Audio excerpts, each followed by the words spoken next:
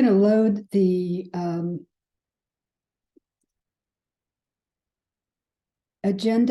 consent agenda, and the minutes for the December, January, and February into the chat in that order.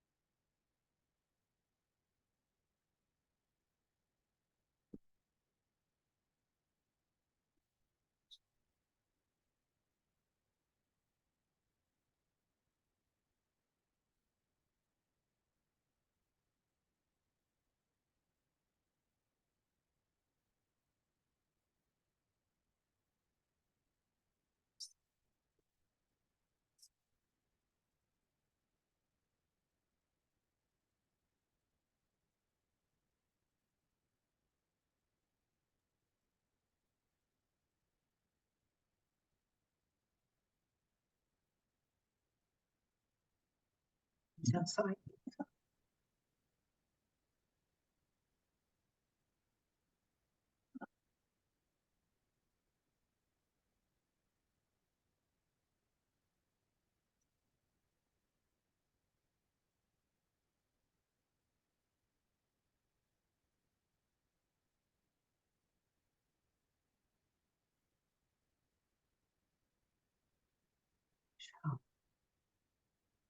I don't hear anything.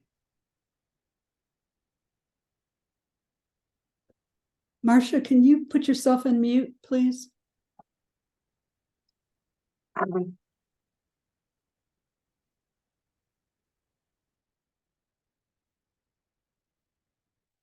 We have a couple people that have joined on the phone. Would the person whose phone number ends in 9845 please identify yourself so we can update you on the participant list? Also 0313. I'm Jacinta O'Sullivan. Which one are you? 9845, sorry. That's okay. Okay, no problem. Okay, Jody Weiner, I'm 0313. Okay.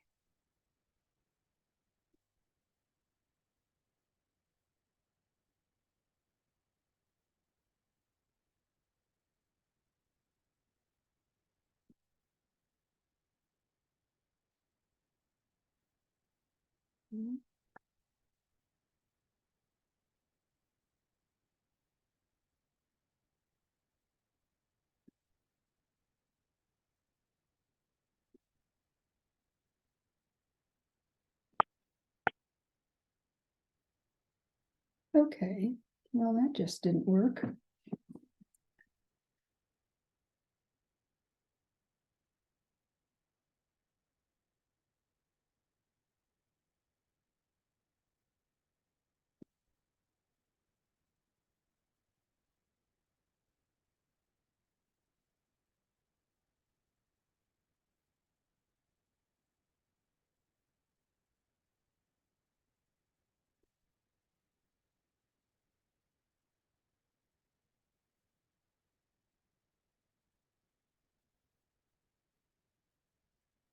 Okay, folks, I think we can get started.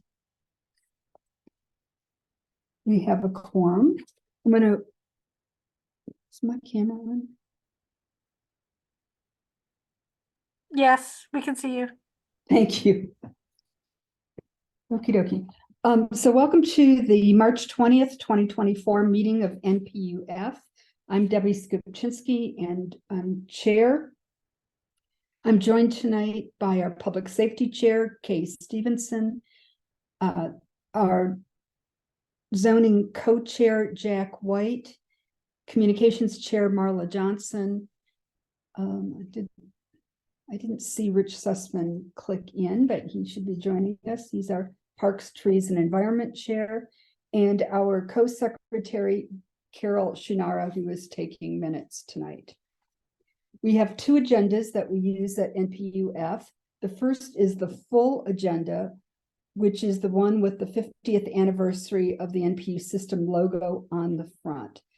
This includes everything that is on the agenda for the evening. We also use a consent agenda, which includes applications, which historically this NPU has approved with no discussion.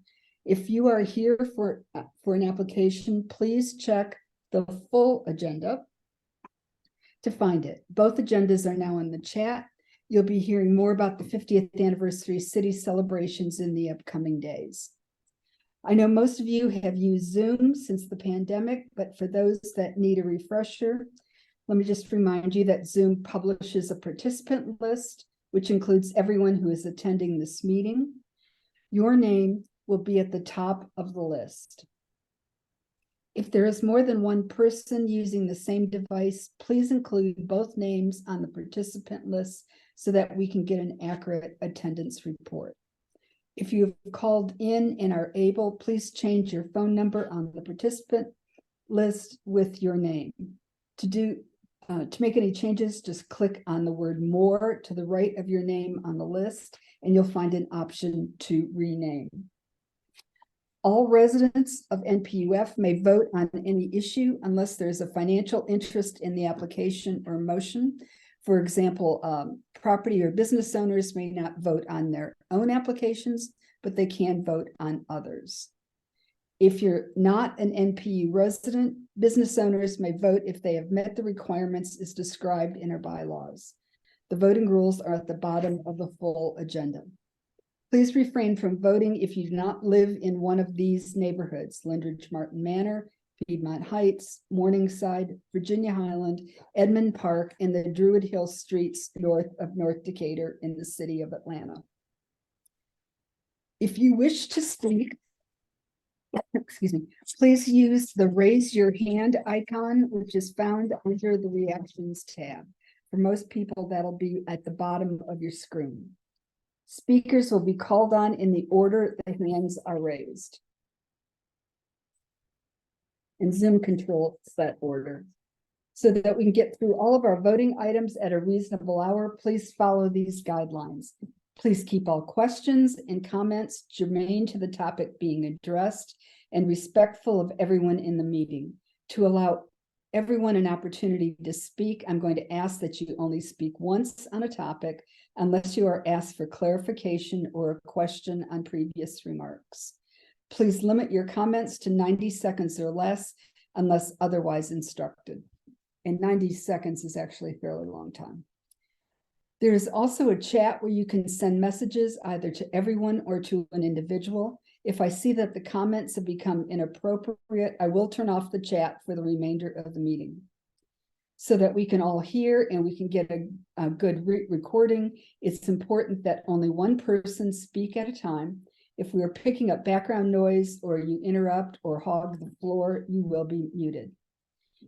It's election time again, so a very friendly reminder that any form of campaigning is not allowed at NPU meetings.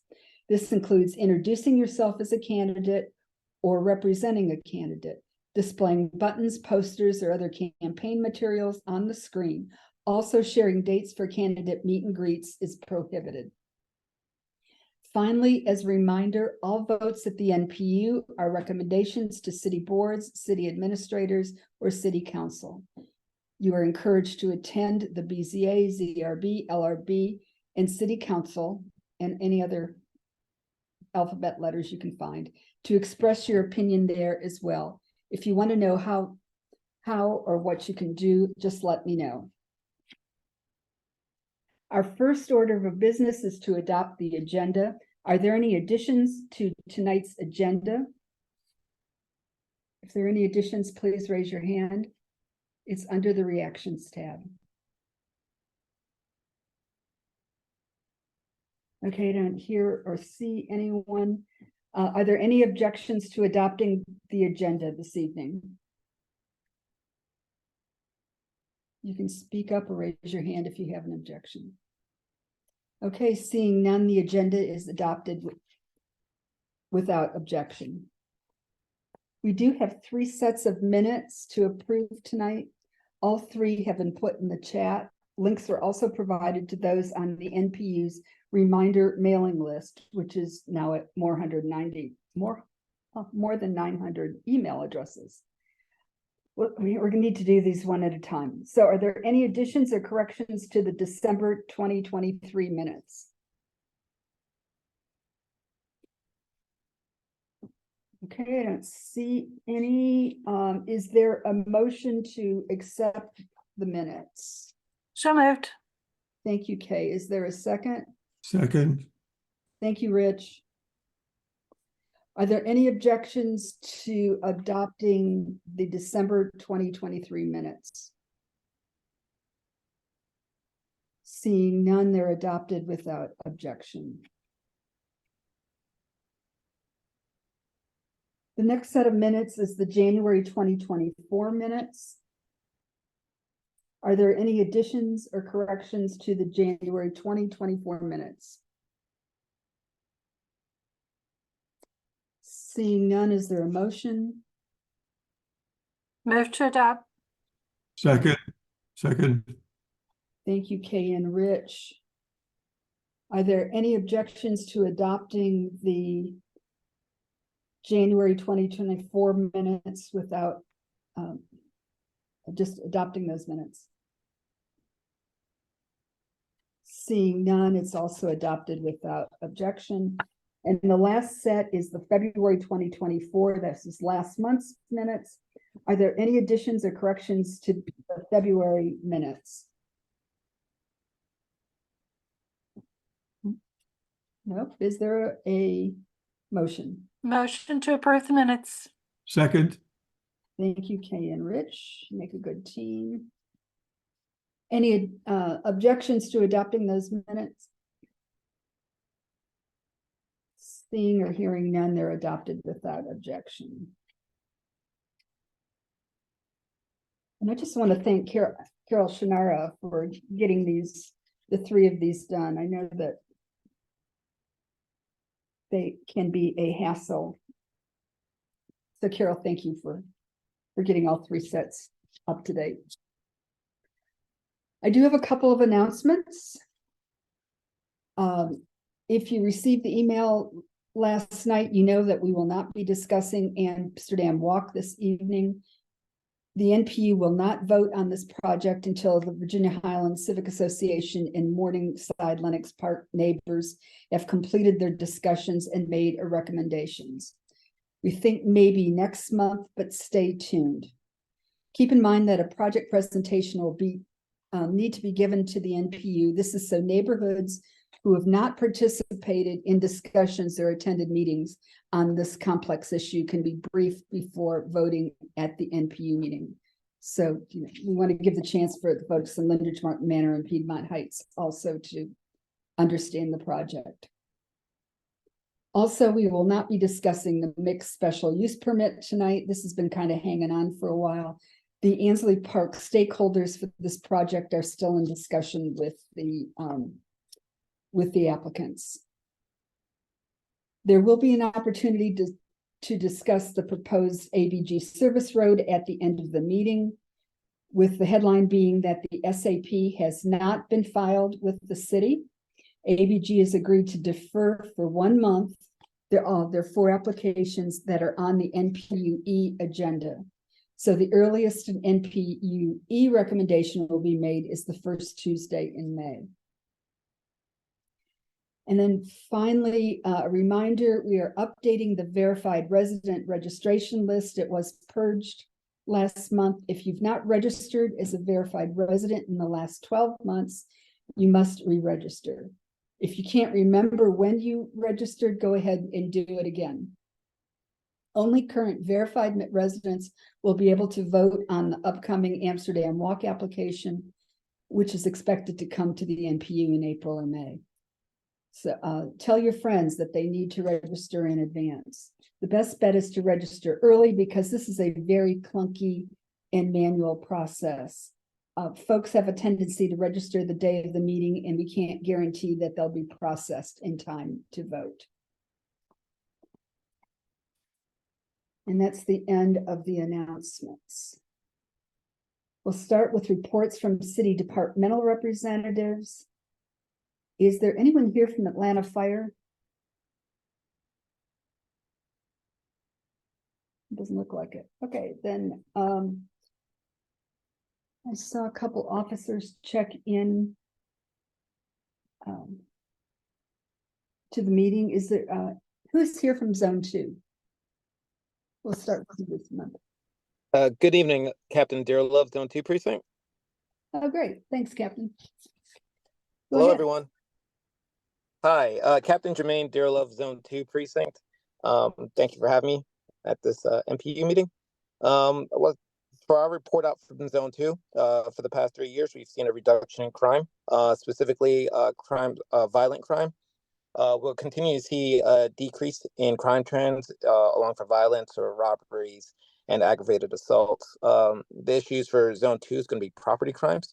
We've seen a decrease in theft from autos across the zone, specifically for NPU-F, the neighborhoods of Piedmont Heights, Lynn Ridge, and Morningside.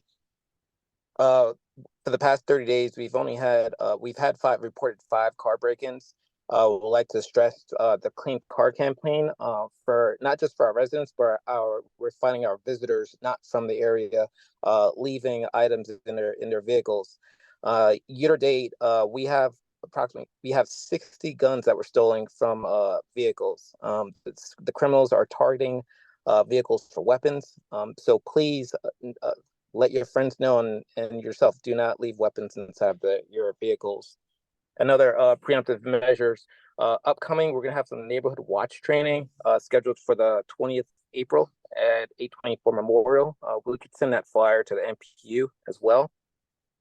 And additionally, on April 1st, we're looking at a partial reopening of the bridge at Cheshire and Faulkner, where 2 lanes are supposed to be open and followed by all lanes open on May 1st of 24. That's essentially it from my report out. Any questions? Any questions for Captain Dearlove? Zone 2. Rich. Hi, Captain Dearlove. When you mentioned there were 60 guns stolen, is that citywide, the statistic that you gave? No, that is just for Zone 2. Just Oof. one of 6 zones, correct? Yes, and we're finding a lot of folks that are not usually from the city. They're coming in and perhaps going out to places where they don't allow weapons or leaving inside their vehicles. We suggest that we check with the business that you're going to see if they allow weapons or not, and plan accordingly to not leave it in a vehicle. Wow. Thank you. Thank That's you. discouraging. Correct. Yeah. Any other questions for Captain Dearlove, Zone 2?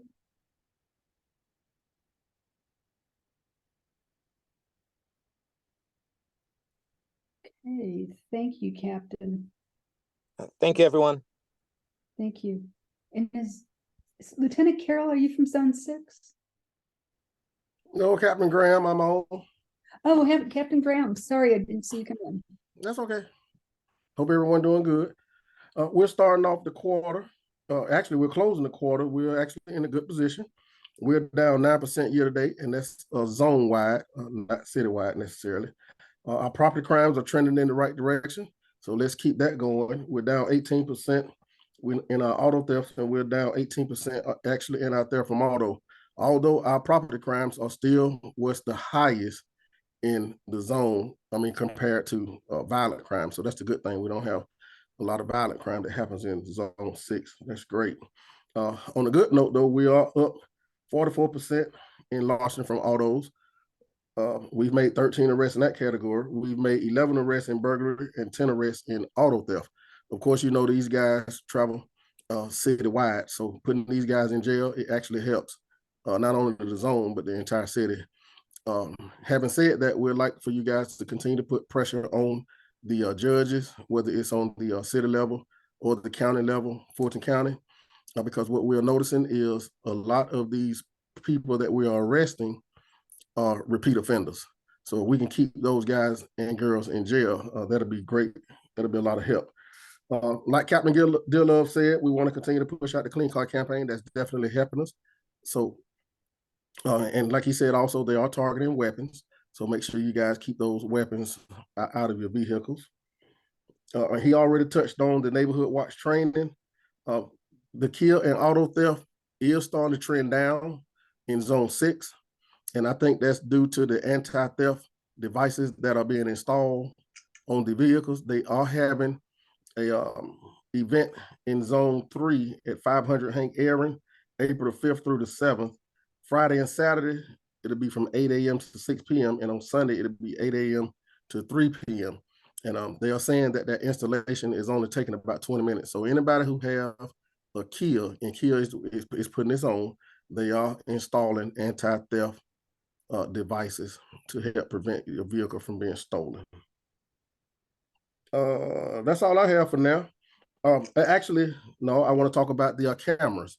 Make sure that you guys are, if you have cameras on your homes and your businesses, to get those registered through Connect Atlanta. That is one of the greatest tools that we have in the communities. We are able to identify a lot of perpetrators based on cameras from private citizens and or cameras from the businesses. So make sure you guys get those registered through connectatlanta.org. That's all I have, and I'm open for questions at this time. Are there any questions for the captain?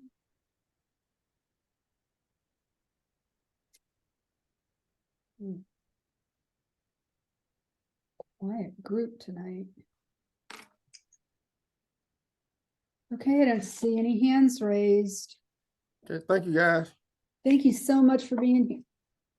All righty. Take care. Thank you. Is there anyone here from APD Code Enforcement?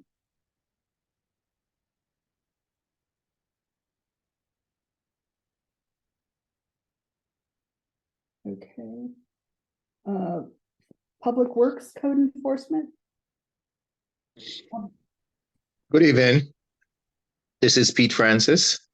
This evening, I actually want to reinforce bulk collection. I noticed that quite a number of cases where individuals have just put debris at the curb without scheduling. I just want to emphasize that your bulk should be scheduled before you set out at the curb.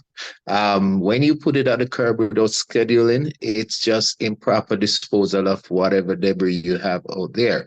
And please be reminded that your debris must in a clear space so that the truck with that boom can access it. There shouldn't be no low hanging wire. It should not be placed behind the light pole or the stop signs and all of those. There is a next concern as it relates to neighborhood cleanup. Keep Atlanta Beautiful can assist and will assist if they are contacted with some resources as it relates to that, and even coordination for collection. A number of community cleanup is happening, and the debris is just left at a public space and for the city to collect. The city will not collect unless these bulk pile are scheduled. And you can call Keep Atlanta Beautiful for your community cleanup. The number is 404-330-6333. So it's 404-330-6333. Any question for me?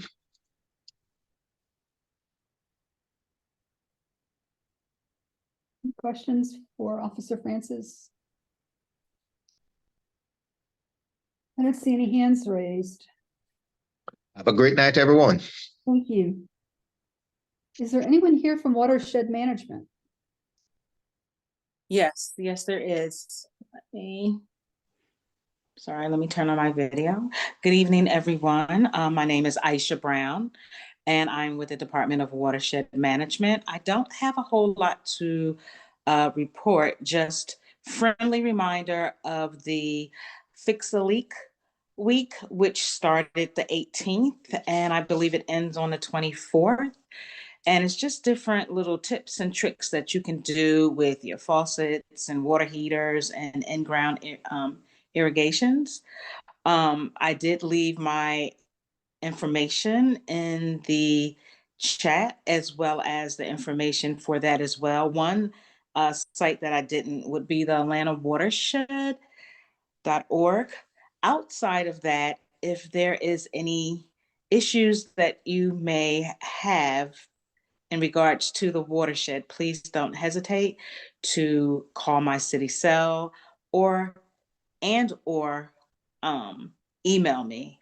And I'm not sure if anyone has, but I've been getting a lot of emails from different NPUs that I do, and I'm so happy about that because then I can address those issues. So that's all that I have for this evening. Thank you very much. Thank you for being here. Are there any questions for Aisha? Okie dokie. Thank you very much. Everyone have an amazing evening. Thanks. Atlanta 311.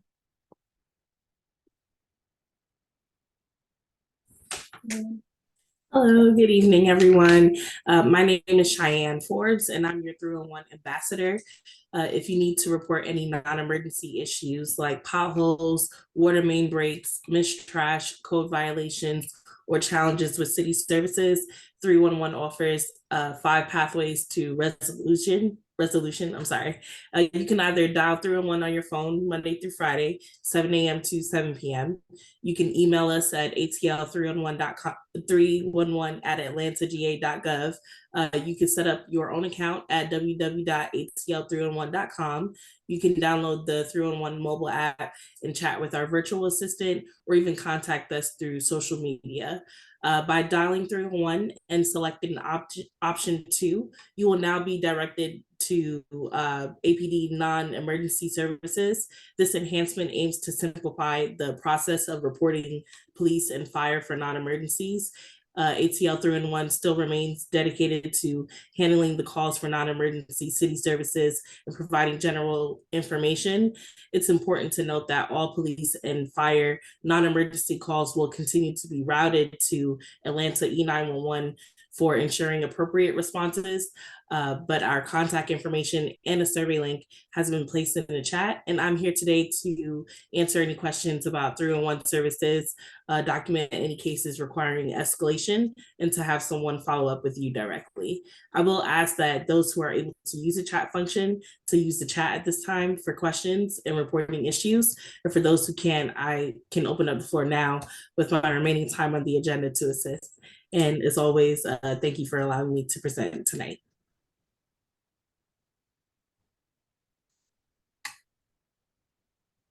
Anyone have anything for Cheyenne? Okay, and if you can, just put it in the chat and she'll respond. And the last person that I have on my is Janelle Bowles, who is the Solicitor Senior Counsel. She's joining us from the Solicitor's Office in the City of Atlanta. Ms. Bowles, thanks for being here tonight. Absolutely. Hello, everybody. Hope you all are doing well.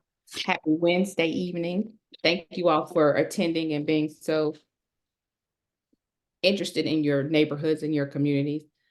I am Janelle Bowles. I am in the position of Solicitor Senior Counsel with the City of Atlanta Office of the Solicitor.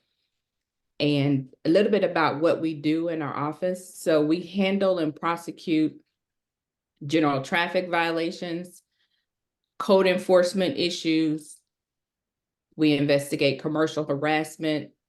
We prosecute the City of Atlanta criminal code violations, and we enforce false alarm ordinances. in addition to working in the prosecutorial jurisdiction, we have some diversion programs that are available for individuals. If they have some type of issue that arises, we have a traffic diversion and a criminal diversion. And that just gives an opportunity for the individual to have some alternatives to what might be a normal course of action for enforcement from the court.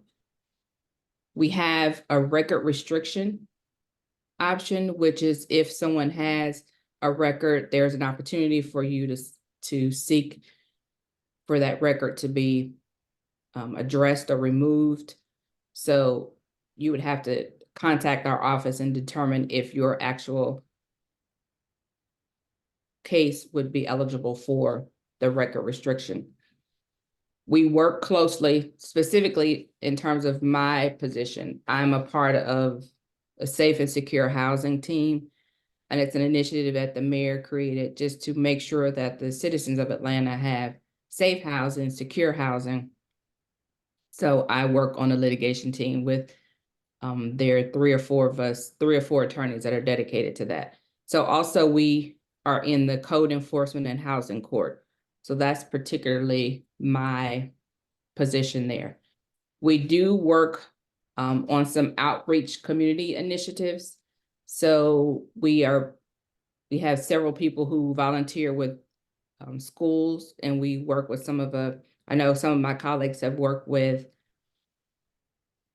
middle school students and helping them prepare for like a debate. So just encouraging them and having some positive impact from law enforcement with them at an early age. So that was something that was pretty exciting. We do drives for donations, for coats, for food donations. So we're constantly involved in the community. So if there's some event that you have that you are interested in us participating in or having a representative from our office be present, I did put my phone number, which is the best way to contact me is the city cell, and also my email. So if you have any questions or you have any issues that you like for us to specifically address, you can let us know. Thank you all for your time. It looks like someone has a question, but I'm not sure if it's for me. It is for you. I may have misheard you. I think you said commercial harassment. If I heard that right, can you maybe just say a few words about what that means? Yes. So let me go back to my notes. So there's a city's commercial harassment ordinance. That is not something I'm particularly familiar with, but I can get some additional information and get back to you. When I'm imagining, when I saw that, I was like, oh, that's pretty interesting. So yes, I can get some information. I'm sorry? I said new to me as well. Yes, I can get some information. They even have a dedicated email address. So apparently there's something. So I started with the office in August. So I'm pretty new to the team, and I was assigned to the NPU-F. So I'm happy to meet you all. Glad that you all are here. But yes, I'll follow up and give some information.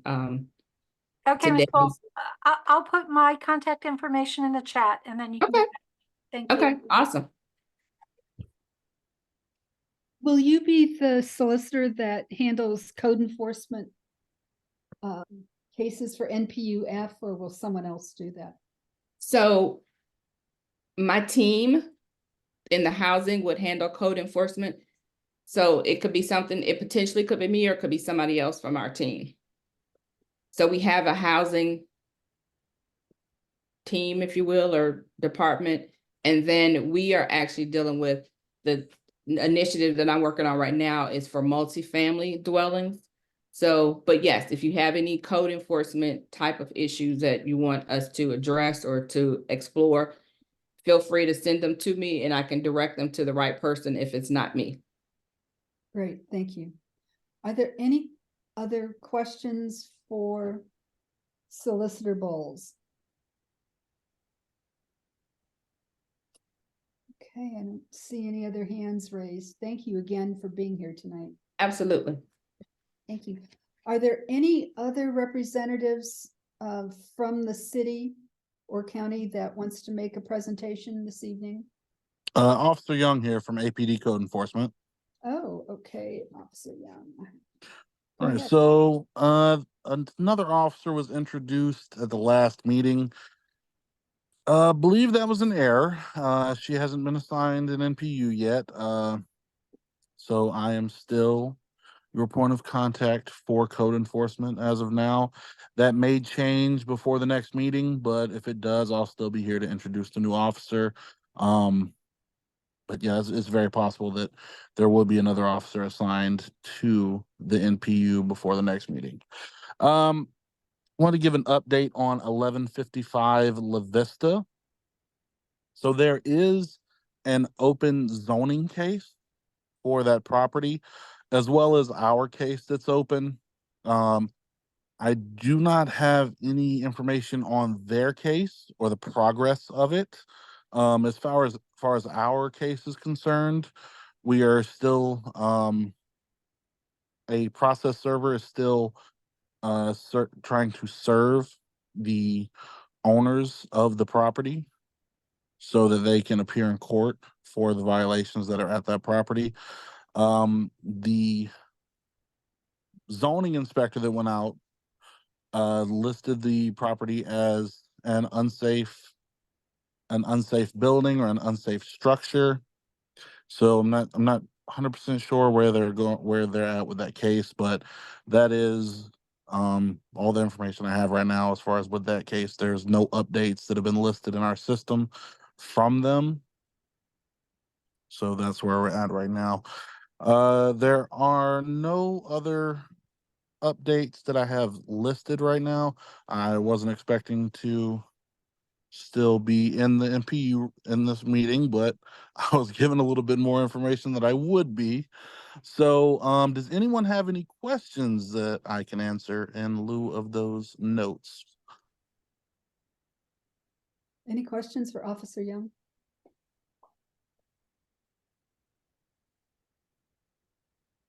Okay, All right. Well, if anyone comes up with any questions or has any concerns, any cases they would like me to take a look at, I will be glad to do so. My information is in the chat, and you can text me, call me, or email me. But everyone have a great evening. Thank you for your time. okay, don't run away. There's one question for you. I just had one quick question, just to clarify. When we see mattresses and trash and that sort of thing out at the street, at the curb, that's not you, right? That's Department of Public Works that we call for their code enforcement? Correct. That would be them. Anything that's on the right of way, they would come and pick it up. Now, feel free to still let me know about that because I can send it over to them as well. And if there's say that trash extends beyond the right of way and into the yard or into the property a little bit deeper than the right of way, it would still be a case for us. So, I mean, it doesn't create any issues to report to both or to just give me a heads up, let me go take a look. It's helpful for us to have a look and see if there's anything else going on at the property as well, because a lot of times when there is junk, trash, debris right there at the curb, there's also other issues that are going on at the property that we need to address. Okay, well, I noticed when I was out walking today in the 800 block of Rosedale Road, there's a couple of apartment buildings that are near the intersection there with Briarcliff Place that there are mattresses, there's, it looks like trash cans fell over and nobody ever picked it up. And there's just a lot of mess there in 2 or 3 properties in a row. Okay, I'll go take a look at that tomorrow. If it's something that we can move forward with, I'll have a case opened up. And if it's something that needs to go over to DPW, I'll give them a heads up. Appreciate it. Thank you. No problem.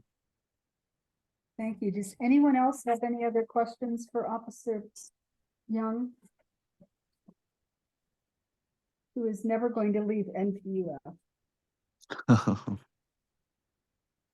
like the Roach Motel.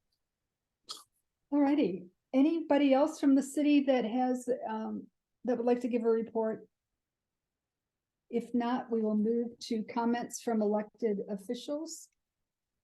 And with us tonight, I saw Council Member Alex Wan. Hey Debbie, hey everybody, NPU-F, Alex Wan, Atlanta City Council District 6. Wanted to add a little bit more context to two items that were already spoken about. The first one is about Cheshire Bridge. Yeah, the plan is still to try and get one lane open in each direction by April 1st, and everything done by May 1st, but we'll see. The utility companies are still in there working. The one thing I wanted to add, though, is that there will be a partial demolition of the bridge. I've been stressing that it's a repair, not a rebuild. So once you see the demo start going, don't worry, the whole thing's not coming down. We just got to take a couple of the pillars out that were most badly damaged. And then the work is going to be going 24 hours, 7 days a week, just as soon as the construction contractors start going. So just I wanted to warn everybody about that as well. I have weekly conversations with Department of Transportation, spoke with them today, and no definitive start date yet, really just, again, waiting on the utility stuff to finish. But I'll stay on them, and as soon as there is any substantive update, I'll be sending e-blasts out like I've been doing since December. Wanted to also talk about 1155 La Vista, which is the reserve at La Vista. Had a conversation with the deputy CEO yesterday about this. So there is a little bit of an update, and this is just to share with y'all. We understand that the property owner and the insurance company have reached an agreement and have engaged a demo company. We've been trying to open up a lane or two of La Vista, but the problem is the damaged building is over 4 stories, and it's those 4th and 5th stories that if they come down will spill out too far, and the fire department just won't clear that. So we're hoping we can get the demo folks going. We're ready to expedite that permit, and as soon as we can get down to the 3rd floor, we'll open up lanes. So just know that the city, trust me, is trying everything we can and being as creative as we can to relieve that pressure. But that's the latest I have. I'm hoping this isn't another one of those they get the demo company, much like they tried to get the shoring up permit and then all of a sudden they ghost us. But just we're pushing as hard as we can, and we're on standby ready to go as quickly as we can. Also wanted to affirm those of you that saw the sign at the CSX crossing at Lenox Road saying that was going to be shut down for 2 days for repairs. Ignore that. I don't know if the signs have come down. CSX has agreed to wait until the La Vista Cheshire intersection has reopened before they'll even start thinking about rescheduling that. And then I had hoped I'd have more definitive information about the 10th and Monroe intersection. Just so you know, that has run into a little bit of complications with permitting and all that. Until they get resolved, they can't start the scheduling of the actual construction. I want to thank everybody that did reach out to me and kind of push and encourage and insist, actually that's probably the best word, to coordinate with Midtown High School. I reached out to Atlanta Beltline. They did have a conversation with Dr. Bachman last week, and they will continue to do so once there's more definition around timing, so that they can coordinate shutdown of the intersection to accommodate bus schedules and arrival and departures at the school. So know that that conversation is happening, or those lines of communication are open. So thanks for that. I'll be honest with you, with each passing day that delays, the goal was to have this done before fall, before school starts back, and before all the festivals go. Beltline is looking at a couple of other options in terms of if we run out of time, are there other ways to still get it done before fall? That might include shutting down the intersection for a weekend or a little more than a weekend just to pour concrete rather than prolonging it over that period. So I will keep y'all posted. No decisions have been made. A lot of that has to do with timing of the permit and when they can get a green light to go. But I'm sorry about that. But we'll coordinate and share that out if that ends up being the path they wanted to. last thing is, Rich Sussman, this is for you. If you'll pass this along to Dorothy. I understand about the vicious dog that's been in Armand Park over in Linders Martin Manor. As y'all may have heard, there is a little bit of a dispute right now between the city of Atlanta and Fulton County regarding animal control contract. And we're hoping to get that resolved. Well, Fulton County actually gave us an ultimatum yesterday that if we don't figure it out within 2 weeks, they're going to quit servicing the city. But all that said, Rich, if you could pass on to Dorothy that I've passed that along up to the COO, and they're going to make sure that that dog situation gets addressed over in Armand. So in the interim while this is going on. Oh, lastly, I did have one congratulations to extend out. I don't think this is a secret, so I'm hoping I'm not letting the cat out of the bag, but I did want to congratulate Jack White, who's on the call. He's going to be receiving an award from Park Pride at their conference this Monday. It is well, Jack White and Pat Reynolds are going to get the Park Pride Annual Inspiration Awards for all their work at John Howell Park and Orm Park. So District 6 getting recognized for some great park work. That's all I had to report out. But I'll open it. I'll take questions if I can, Debbie. And I'll see if I'm as lucky as all the other city departments earlier that didn't get any questions. Does anyone have any questions for Alex? Oh, this was the perfect night to come. Please ask them a question. Rich. I just want to thank Alex for being on top of everything, doing as much as he can for the NPU and for the residents of NPU. Very, very responsive. I can understand his frustration. Things take a long time to get done, but a lot less time because Alex is on it. Thank you. Thanks, Rich. I appreciate that. Thank you. Anyone else?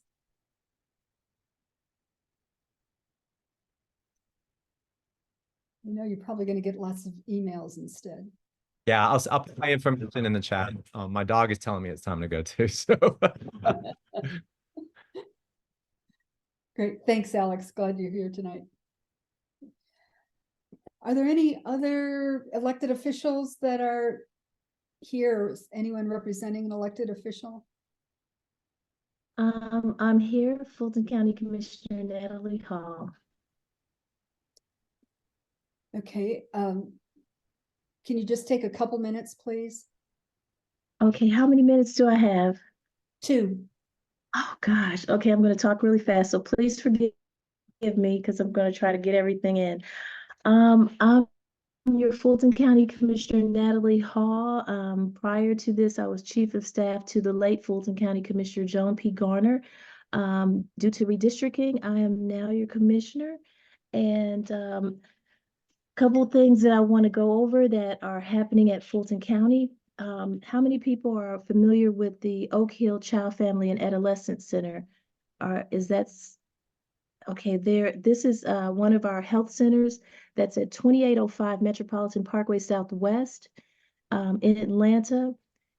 There are all types of health services for, of course, children, family, and adolescent, from dental care to doctor's offices to behavioral health.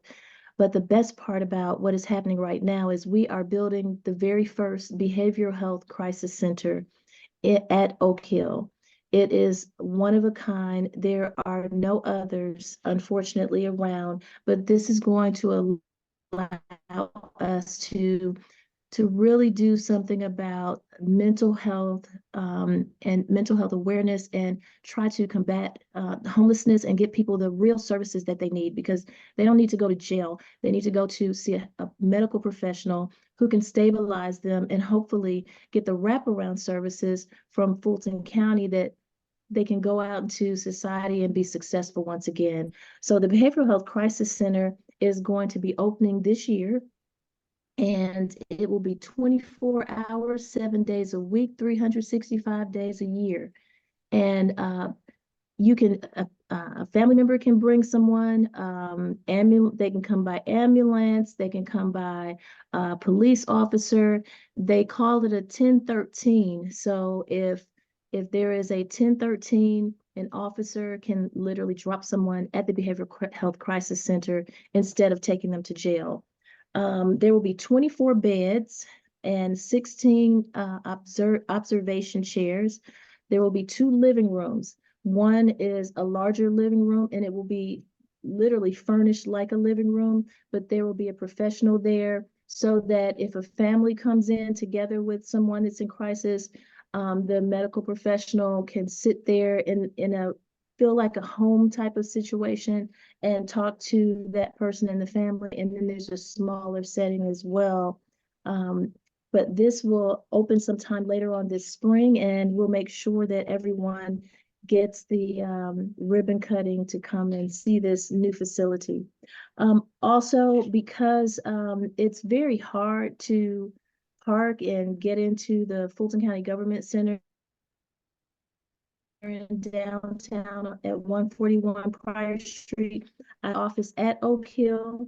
We are there Tuesdays and Thursdays, 8:30 to 5:30. It's easier to park if someone needs to come to my office and meet. We can meet over there, so you don't have to try to figure out parking and all that stuff. We have an opportunity for nonprofit partners who would like to job training. If you have a nonprofit that is able to train our youth and give them some work experience, you can apply for this grant up until March 29th. You can call, and my team member Harmony Brangman is on here, so she'll put all of this in the chat, and she already started. So I'm going to skip that. The information for contacting them is in the chat. I'm going to save some minutes. The additional thing that's open for youth is our Youth Commission program. They have until May 24th of this year by 5 o'clock to apply. And Harmony will put the email and the website of who to contact for that. And that's for 9th through 11th graders. And just let me say this really quick about that. They do great projects for us, and they tell us about legislation that they feel that we need to pass for their family, for the youth, and anything else. They're really intelligent into the environment and everything. Next is my senior Beltline tour. This gives seniors an opportunity to jump on the bus, ride the Beltline with me and my partners at Atlanta Beltline Partnership, see the Beltline, see the affordable housing that's built, hear about what is coming to the Beltline, and let me turn that down, see what's happening in the Beltline, connect to the events and everything that are free and available to the residents. And my next dates are June 14th, September 20th, and December 6th, and they're all from 10 to 2. I serve a light breakfast and a lunch because it's a 3-hour ride. We have a lot of fun, a lot of history is shared, and I have to add more dates because the senior told me that my Beltline trips, they fill up faster than Beyonce sells her tickets. So I'm going to add some additional days on there. And if you want to know more about that, Harmony will put that in the chat as well. Also, evictions are on the rise, so I've been having these eviction prevention town halls because there are a lot of people who are experiencing the end of their lease, and then the rent goes it skyrockets to the point where they can't even afford it, and they need assistance. They will get to understand the eviction process. They'll know their rights as a tenant. It will also help landlords, because we know there are situations where people do abuse those situations. There will be community resources there, such as if someone is in a situation where they know they can't pay their rent and they know they're going to get evicted, we will have homelessness services there. WorkSource Fulton will be ready for jobs and free job training and so many other resources. Also, there are people still in need of food, and so healthy food is a big deal to me. I've partnered with Atlanta City Council member Michael Julian Bond to provide HelloFresh meal kits and fresh produce to our residents that need it, and that happens every Wednesday. In my district, we move around from place to place because my district goes from Virginia Highlands all the way down to Southeast Atlanta to the Clayton County line where the airport is, and all the way over to the DeKalb County line, and all the way west of the Mercedes-Benz Stadium. Close to 200,000 residents in my district. Also, well, I'll stop right there. Like I've gone 3. Okay, I felt like I was about to hit that target. Okay. Did. Any questions? Yeah, does anyone I see Marla smiling like, yes, ma'am. Any questions? questions, please? Okay, okay, you raised your hand. I just read today about our brand new animal shelter and the issues with the paint that was used that's toxic, and how we're going to have to move dogs out of the new shelter so that that can be remediated. I guess I don't really have a question. I just sort of want to register how disappointed I am that we didn't get that right. I'm disappointed too because it's the first that I've heard about that. And so I'm waiting for the county manager to give us a complete update on that. So we'll make sure that the update that whatever update he provides me on that, I'll make sure that that is relayed to the NPU so that everyone will know. Thank you. Thank you. No, thank you. Thank you. Anyone else?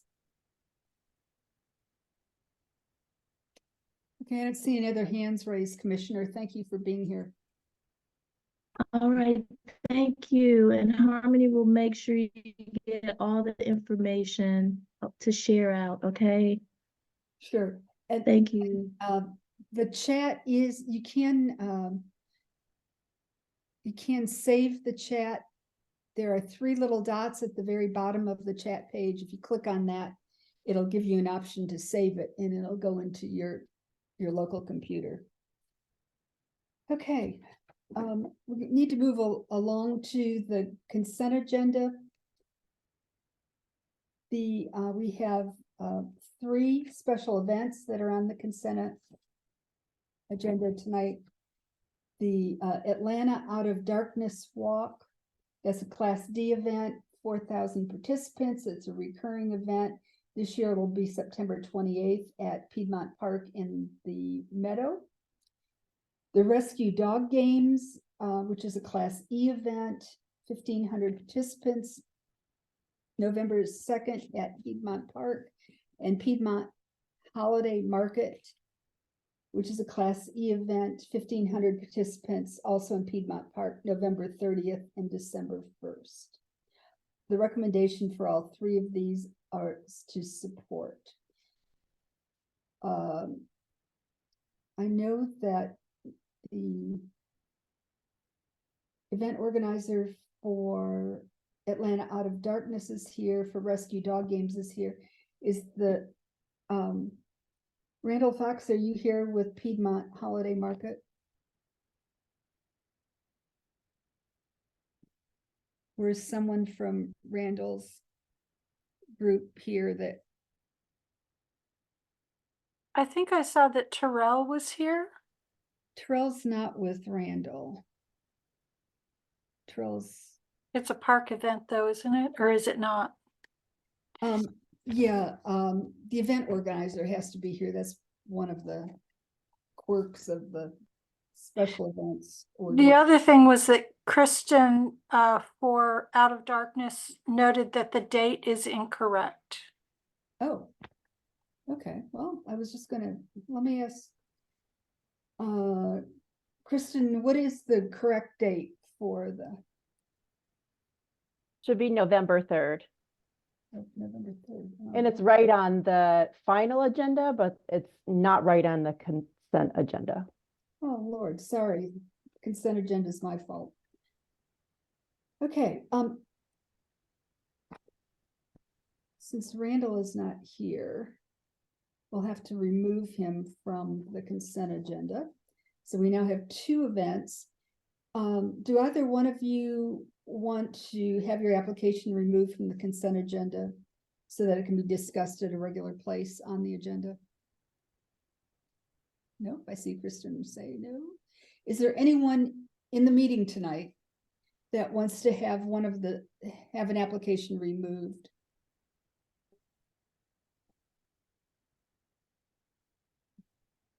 And is there anyone here that is in opposition to any of these recommendations? Okay, seeing none, is there a motion? Move to support the consent agenda or approve the consent agenda. Okay. And that would be after removing the Piedmont Holiday Market. That's correct, sorry. Okay, is there a second to that motion? Come on, Rich. Second. Thank you, Rich.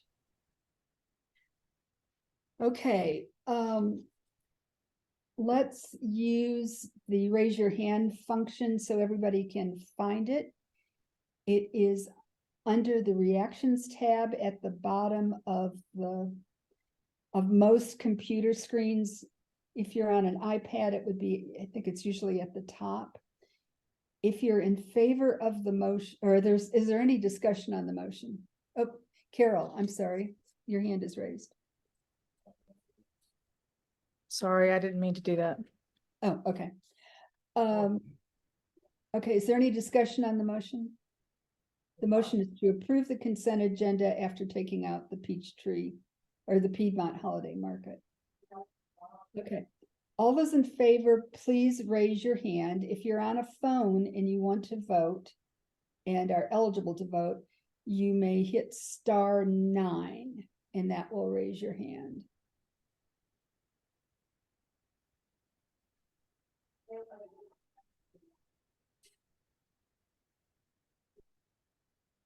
Once again, if you live in NPU-F, we're using the honor system tonight. Feel free to vote. If you're registered or not, you can go ahead and do it. Okay, I saw there was one person that had voted X. Was that an accident or are you voting against the consent agenda?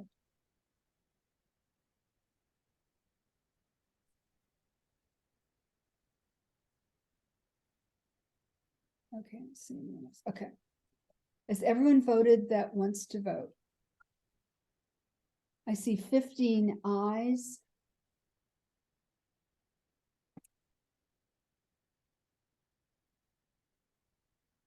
I'm going to clear the feedback. If you're opposed, please raise your hand.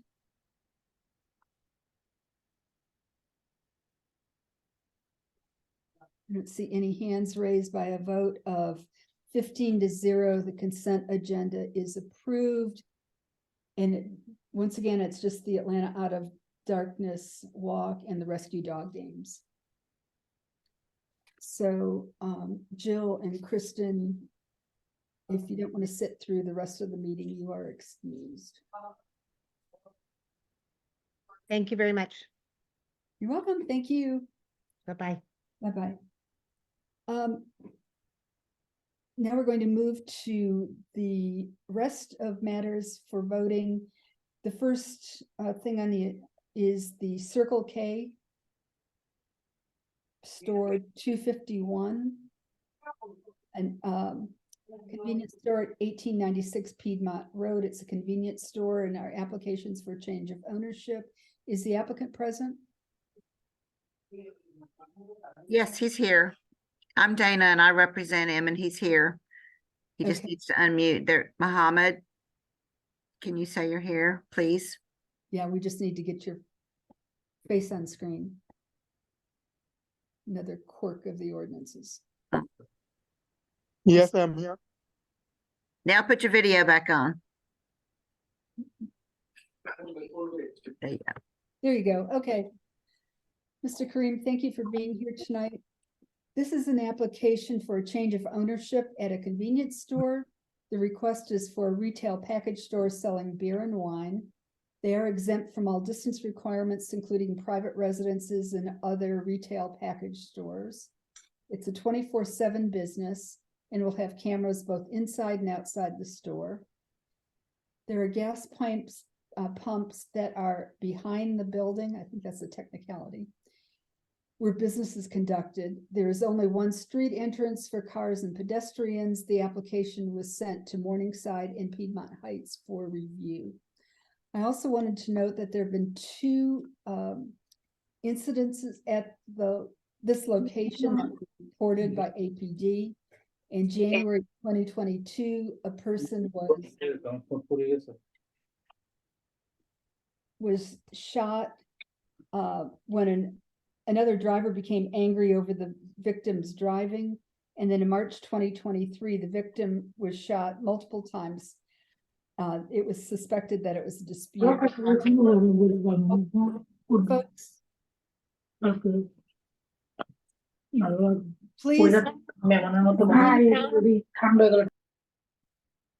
please mute your phones, please. Okay. Thank you.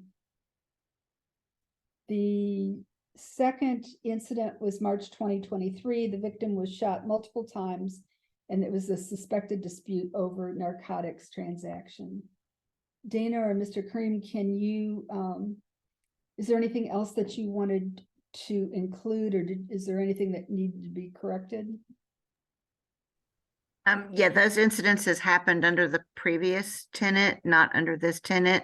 And we did discuss it at the neighborhood meeting that we attended last week, and we got their approval. So, and as far as saying the gas pumps are behind the building, that's probably on me, because this is a weird shaped building. The front of the building faces inside and the back of the building faces the street. So it was kind of hard for me to find the right words to describe where the pumps are. So they're actually in front of the building, but the back of the building faces the street, if that's clear as mud. But y'all should be familiar with the location, so you know what I'm talking about, how the pumps are Right. They're hidden from the street. Right. Okay, is there anything else that you wanted to add about your application? Or are there any questions for the applicant? Okay. I understand that, and I've heard this sort of secondhand from the folks in Morningside, but I understand that the new owner intends to improve lighting and add some cameras, which hopefully will improve safety. And will do, is committed to do a good job of managing loitering and that sort of thing. Can you speak to that briefly? Mohammed, can you address that, please? Actually, we add some camera also around the building and inside the building also.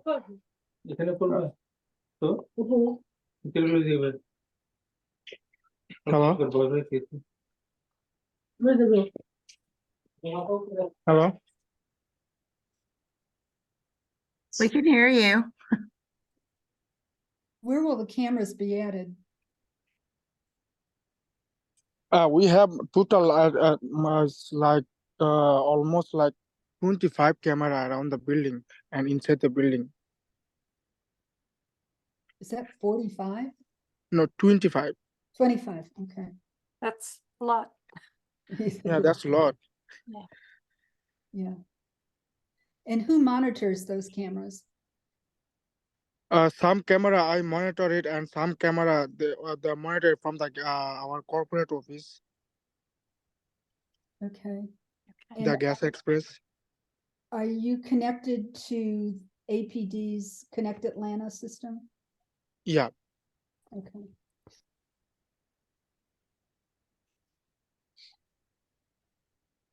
Okay, that answers my question, Deb. Let me know if you want a motion. Okay. Is there anyone else that has any questions? Is there anyone from Morningside that has anything to add? Okay, I don't see anyone. Is there a motion? So I would move to support the application. Okay, thanks, Kay. Is there a second to the motion? I'll second that. Thank you, Rich. Okay, is there any question about the motion? Any questions regarding the motion? Okay,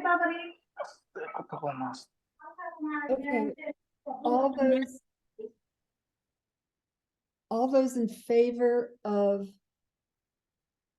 supporting the Circle K store 251 alcohol license, application for a change of ownership, please raise your hand.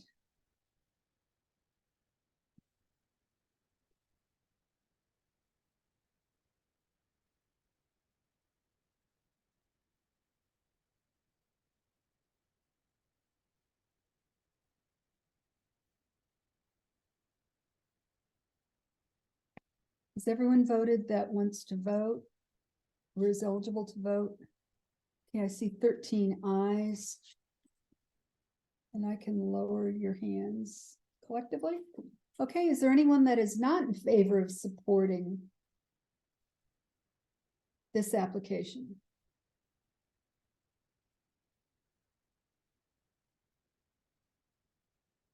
Not in favor. Okay, I don't see any hands raised. So by a vote of 13 ayes and 0 nays, the motion has been approved. And we will send out our report to the city. So it should get to the license and permits in the next couple days. Wonderful. Thank you so very much. We really appreciate it. Thank you, Dana, for being here. See y'all another time. Thank you. All right, the next application is a Board of Zoning Adjustment application. This is B-23-205, 1055 Lanier Boulevard Northeast. The applicant seeks a variance to reduce 1, the front yard setback from 35 feet to 30 feet, and 2, the half-depth front yard from 17.5 feet to 12 feet for construction of a new single-family dwelling. Is the applicant present? The applicant is here. Yes, ma'am. Thank you. Thanks for being here, Ben. Okay, and is the request, as I read it, is that correct? Beg pardon? The request, front yard setback from 35 to 30 feet? Yeah, and half depth from 17.5 to 12. Yes. Okay, I just that is wanted to- correct. Okay, do you want to tell us what you're doing? And can I share the screen? Absolutely, you should be Thank able to. you. All right. This is can everyone see this? Yes, we can now. Okay. This is the front of the house. Now how do I do this? All right. Help. Page down.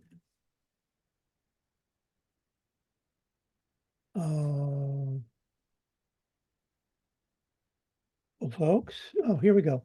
And here is the side of the house. You can tell that the lot slopes toward the back. I posted it yesterday. This is the survey showing the existing site plan. It's at the corner of Lanier and Los Angeles. It is a non-conforming house in that on the north side, it is actually 2.3 feet off of the property line, and the building line is 7 feet. In the front, it is actually off the street about 30 feet, and the building line is 35 feet. And on the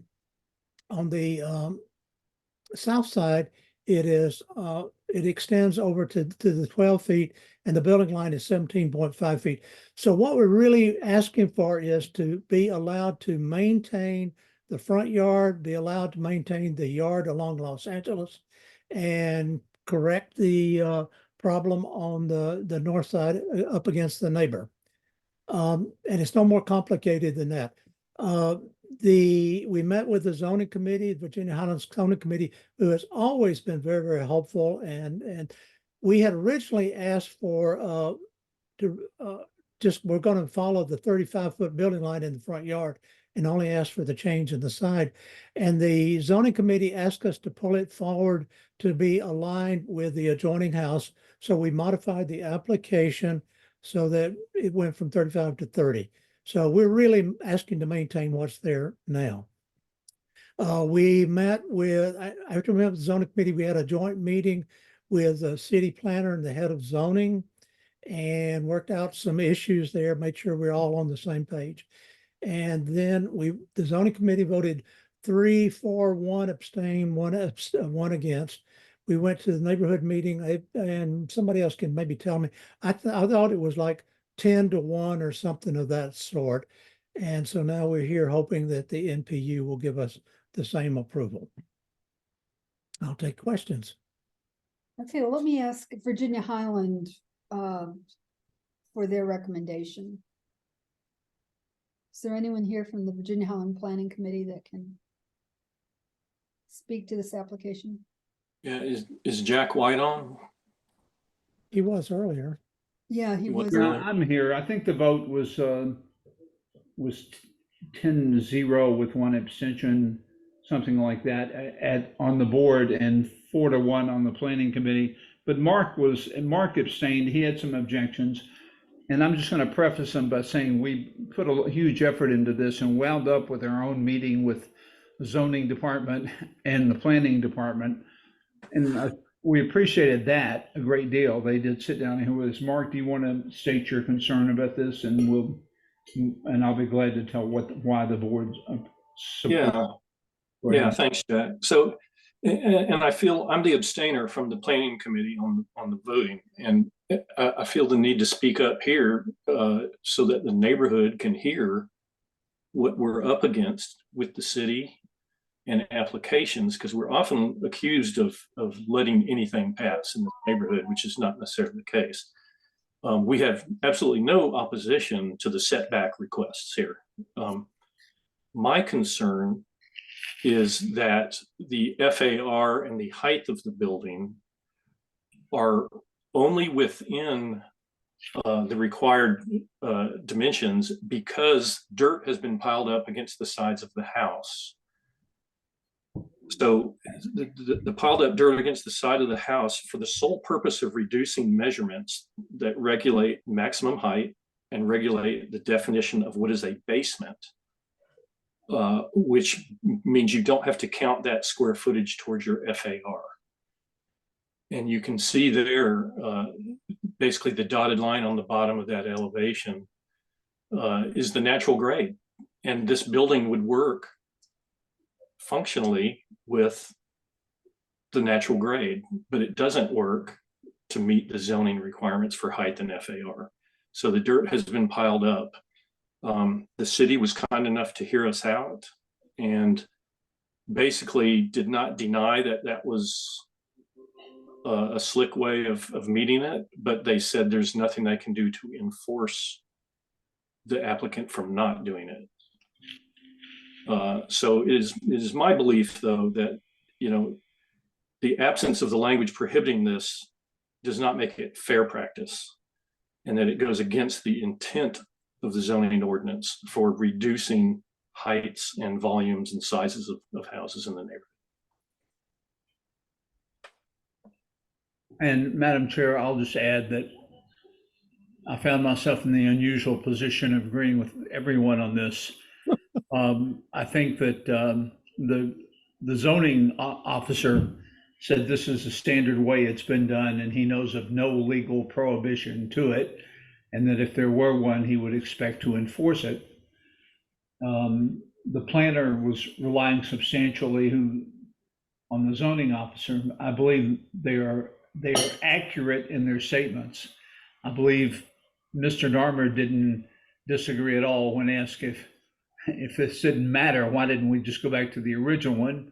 Of course, it does matter. Mr. Campus is accurate. Mr. Darmer is accurate. The zoning person is accurate. But it was quite plain that if we needed relief from this, we needed to change. I think it does. If you think of the spirit for those who are around for the 05, 06 battles with the so-called Norwood Ordinance, this is a variant of that, but it's not addressed by the Norwood Ordinance directly, as best I can tell, and as the zoning officer enforced it. So with that in mind, I think that was heard at the planning committee, and one person sympathized and appreciated, and well, several of us did, Mr. Campus's effort, but that was hence the votes 4-1 at planning and 10-0, I believe.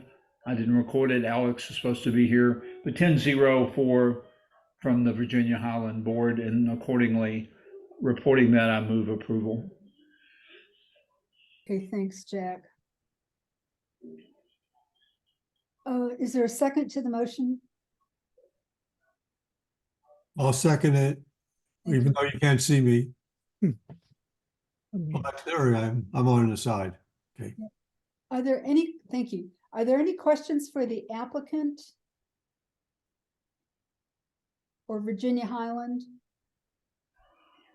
And there's Rich. Any questions regarding the motion? So the motion is to recommend approval. It was made and properly seconded. Is everyone ready to vote? Hearing nothing. All those in favor, please raise your hand.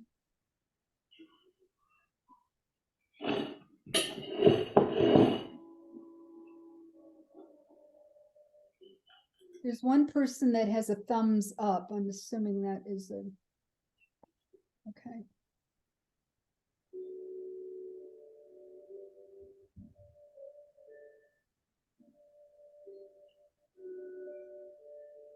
Natalia, you live in the neighborhood. You can vote also. Okay. I see 7 ayes.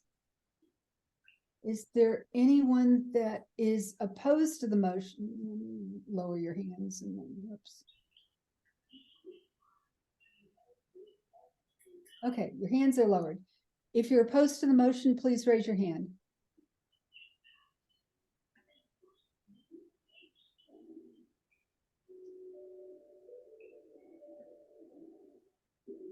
If you're opposed, please raise your hand. I see 2 hands raised.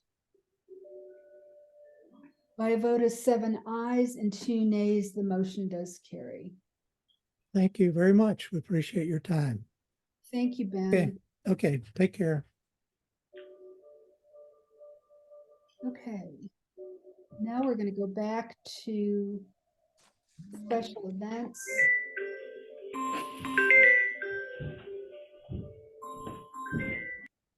Okay, make sure everybody is muted, please. Okay. First special event is Virginia Highland Porch Fest in Rock and Run. Mallory, are you here? Yep, I'm here. Okay, and I think we're going to do, you have several applications on I do. tonight, so we'll do all 3 of those. I have 5. You have 5? Yeah, Porch Fest, Jazz Fest, Summer Fest, Light the Night, and Winter Fest. Okay, I've got Camille Love is the, Yeah, I'm taking Sarah's spot in that tonight. okay. Okay, so let's start with Virginia Highland Porch Fest. This is a Class D event, 9,000 participants. It's in the area enclosed by John Howell Park, Virginia Avenue, Virginia Circle. That doesn't make sense. Adair and Greenwood Avenue and Frederica. Those are the main streets. Yeah, Okay. so it's essentially within those streets. Yeah. And to be held March 18th, 2024. May 18th. May 18th, I think. All right. Are you doing anything different this year than you've done in previous years? Everything is mostly the same, except we are ramping up the trash/waste management plan. Last year we kind of were very overwhelmed with that, so we've almost doubled that, which is going to be very helpful for the neighborhood. But everything else is pretty much the same. Okay. Are there any questions for Mallory on Virginia Highland Porch Fest and the Rock and Run, which is the foot race at the beginning of the day?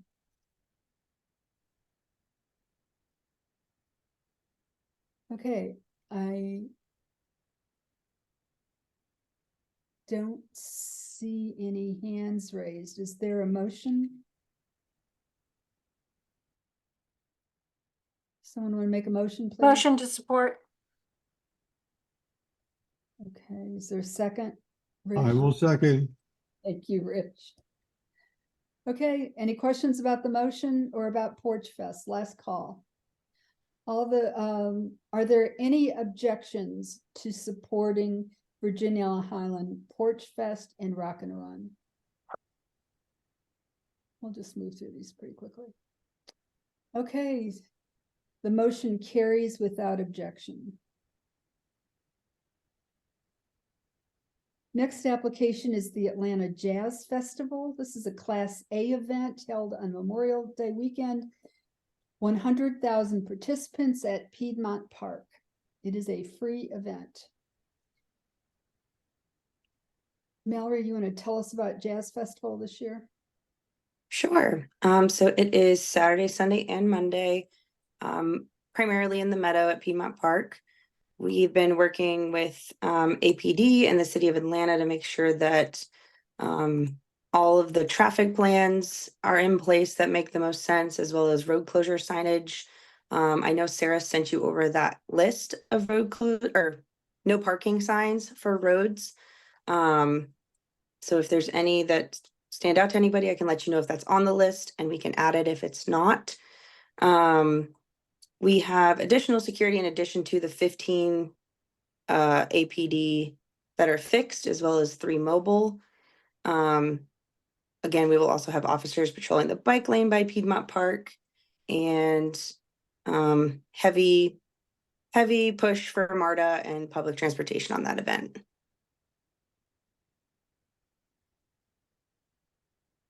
How many stages are you going to have? It is 1 stage in the meadow, and I just saw Dutch Valley is on that no parking list. Or no parking signs, I should say. That's what I thought. Okay.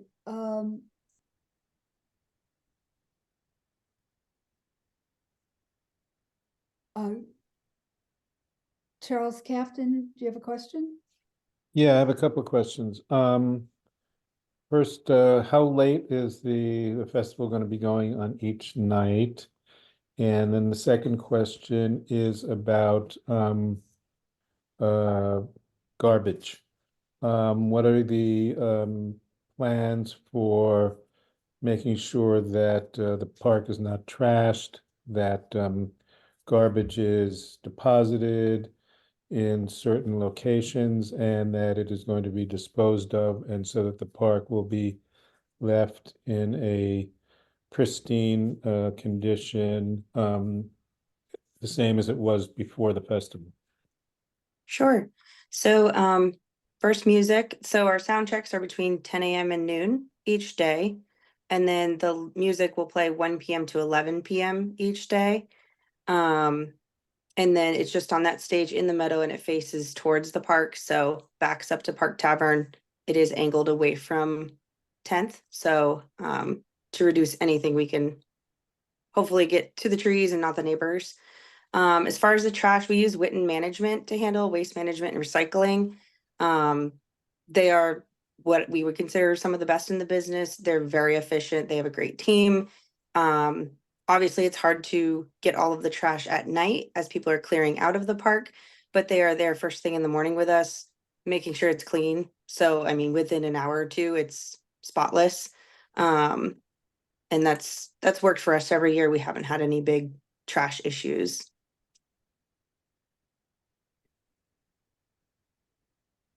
Does that answer your questions?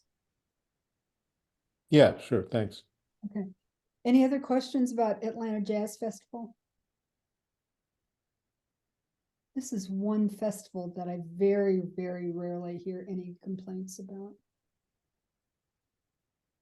Okay, is there a motion?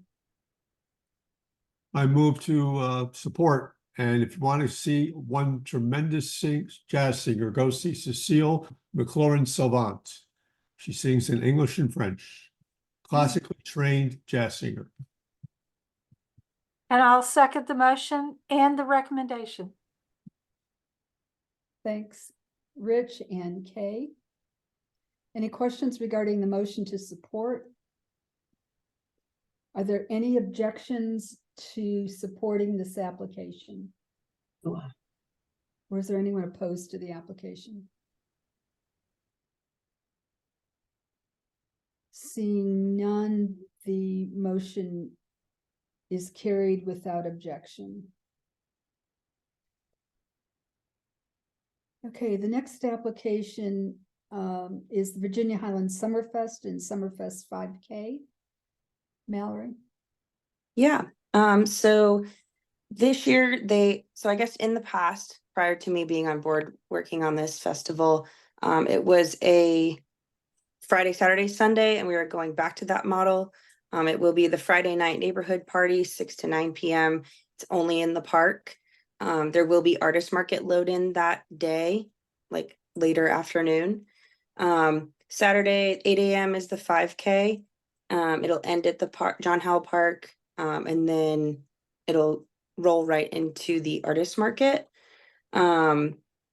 Sunday we'll start the artist market is 10 a.m. to 8 p.m. on that Saturday. That's the music time as well. And then Sunday is 11 a.m. to 5 p.m. for artist market and for music. The Kids Fest this year has moved to the Virginia Highland Elementary School field. So it's no longer on, can't think of the name of the road. It's no longer on the street. It's now in the elementary school field. And this affects Virginia Ave primarily, and then Barnett between Virginia Circle and Virginia Ave. Okay, any questions for Mallory regarding Summerfest this year? Okay, is there a motion? I'll move to support. Thank you, Kay. Is there a second? Second. Okay, are there any objections to or any opposition to supporting the Virginia Highlands Summerfest and Summerfest 5K?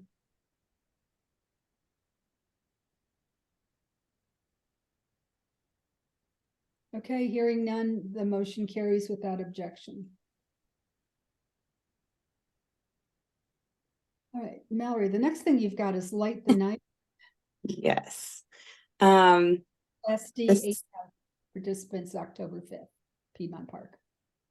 Yes, so the event is 4 to 9 p.m. in the meadow. The stage sets up along 10th and faces north into the meadow. We load in starting Thursday the 3rd, and we also load in Friday the 4th, and we are out by Sunday at noon because we back right up to Pride. So they're coming in Sunday and we're out of there for them. It's a fundraising event for the Leukemia and Lymphoma Society. It's very mellow. Not much craziness happens, which is nice. Any questions for Mallory on Light the Night?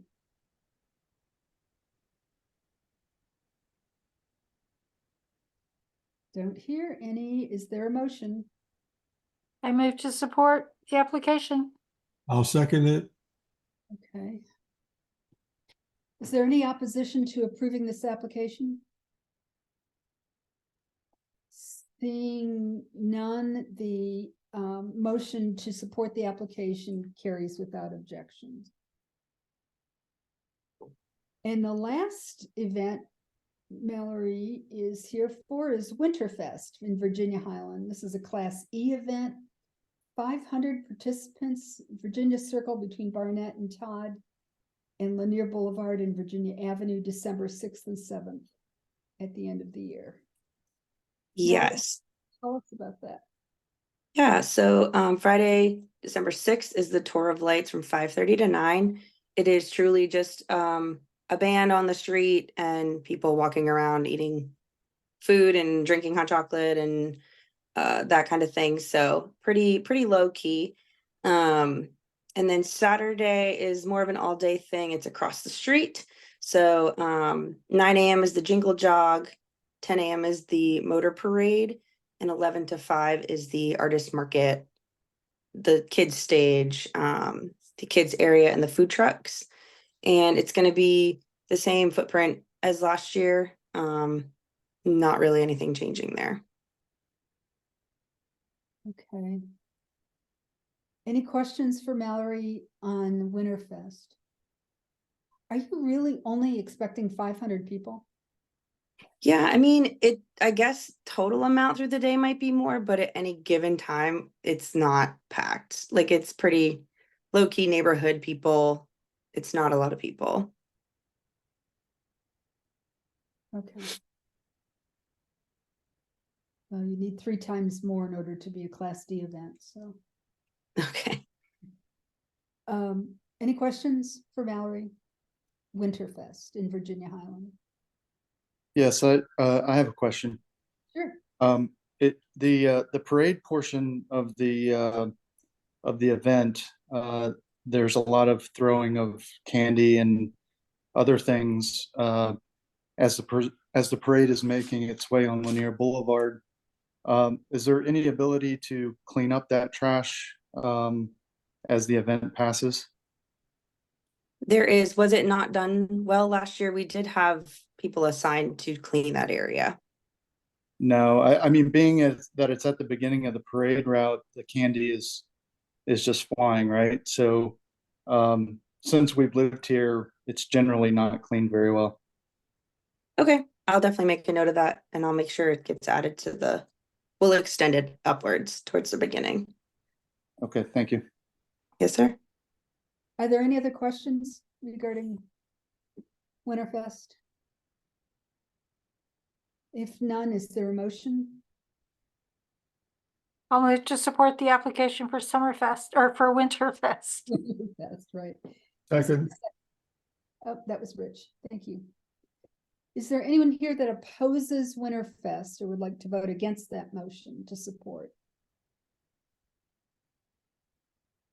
All right, seeing none, the motion carries without objection. Thanks, Mallory. I think that's everything that is in your. It is. Thanks for letting me knock them all out. I appreciate it. Sure. The next application is the Ultimate Family Reunion. Terrell Henderson and Leslie Dickinson are the event organizers. It's a gated event, 1,500 participants in Piedmont Park on June 1st. Terrell, are you with us?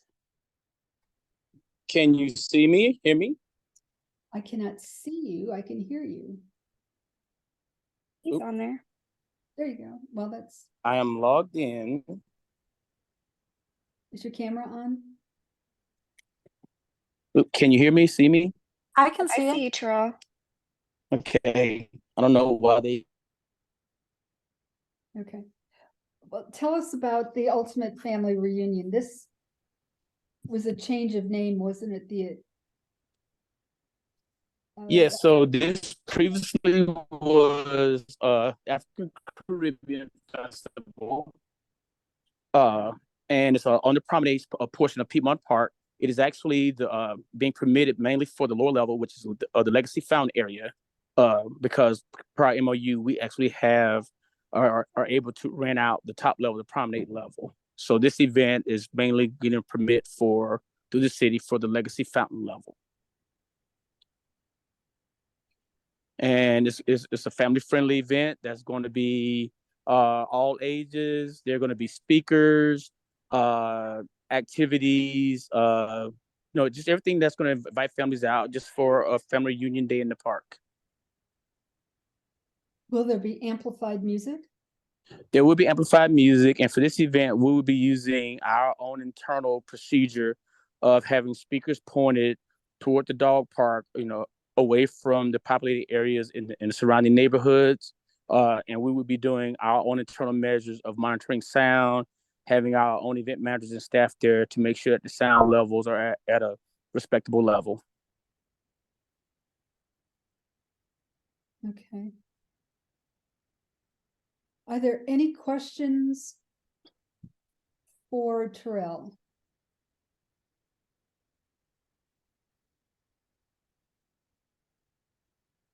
Charles, your hand is raised. Go ahead. What are the hours of the event again? It's 11 to 11 a.m. to 10 p.m. Okay. Mhm. And that's on a Saturday night? Correct.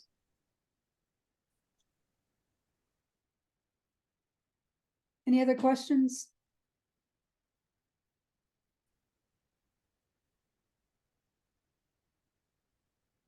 Dara, go ahead.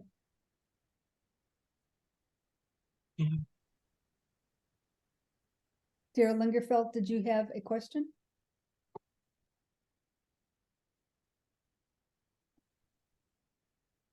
Yes, I'm sorry. My question is, what is the internal sound what does that mean? Because this was a real problem for our community last year, the Caribbean event. So the monitoring of the sound internally, I need to better understand that if possible.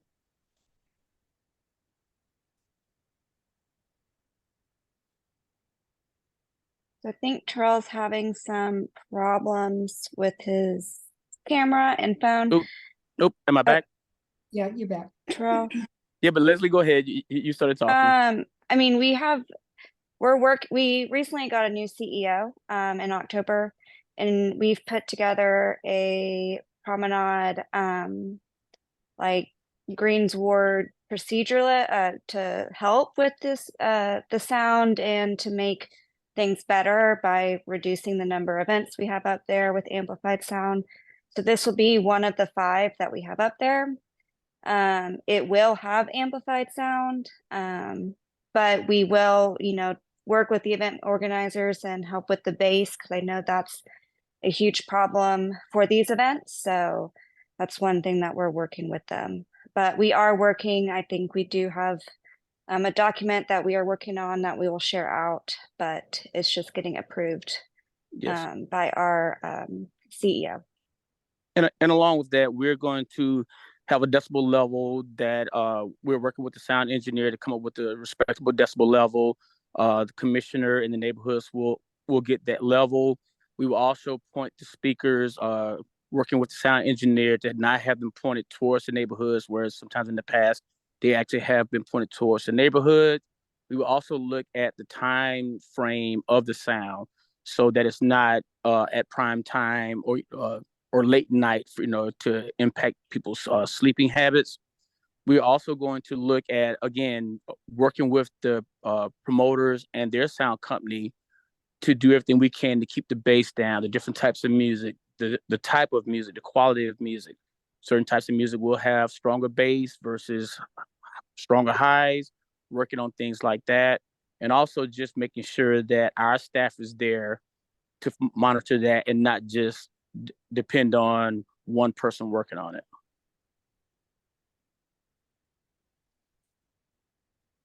We've got a couple other hands raised.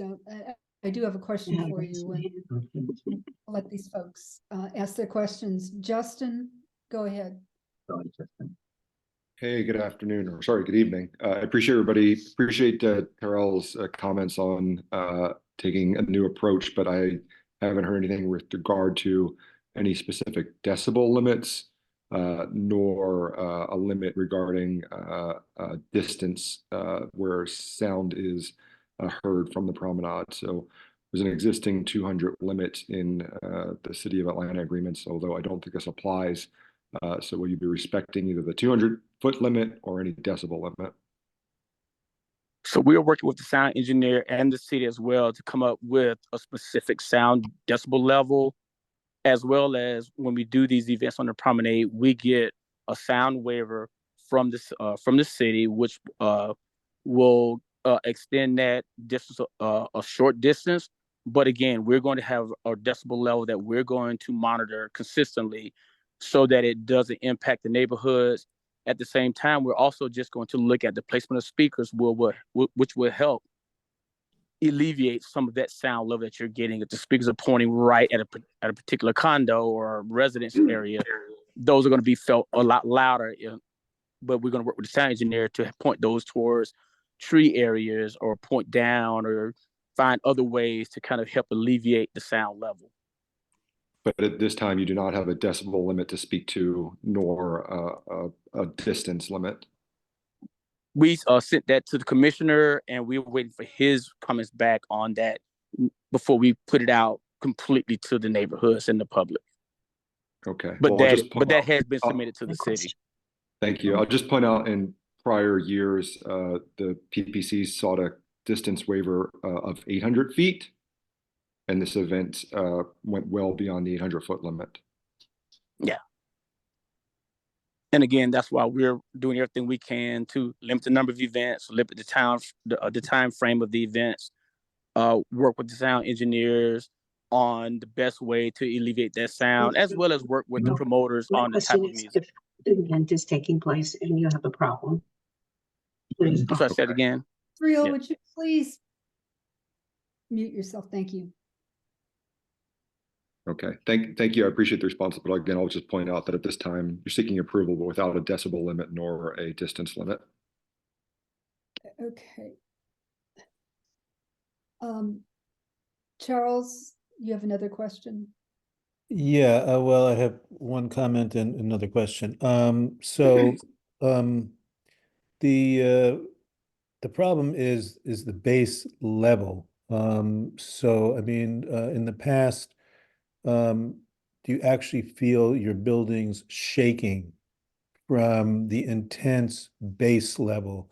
So there really needs to be very strict levels allowed in terms of decibels, as the previous speaker was talking about, in order to stop that, and volume levels. It just has to be tightly controlled. My question is again on the trash and the a plan to make sure that the park is left in a pristine condition and all trash is picked up and the park is not destroyed in any way.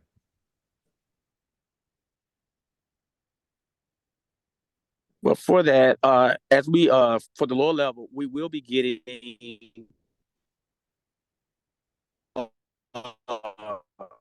a ticketed gated permit from the city, which does make us adhere to the city's rules trash plan, which will help us alleviate that, which also requires us to do things of who is the company that's going to be managing the trash plan and things like that, as well as our own internal follow-up on those areas.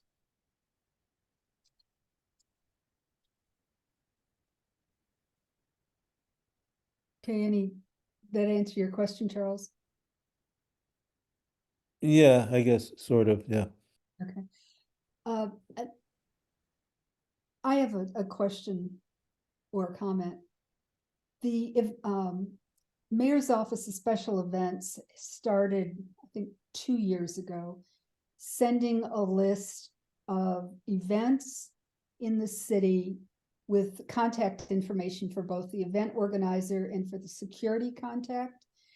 It comes every Thursday or Friday for the weekend events, and we found that very helpful, so that if there is an issue that we can't resolve, or we've got a number that we can contact, both email and phone number.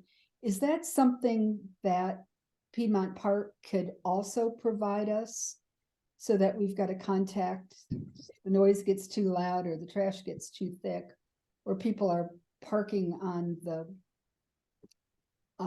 where they're not supposed to be parking, that we can contact someone immediately, indirectly?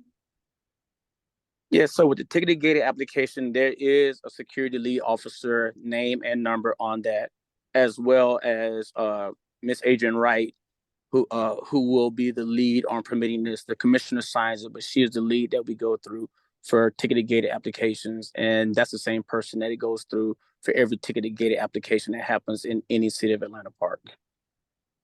So even though it's a conservancy event, that it still goes through Adrian? When we use the lower level of the promenade, which this event is doing,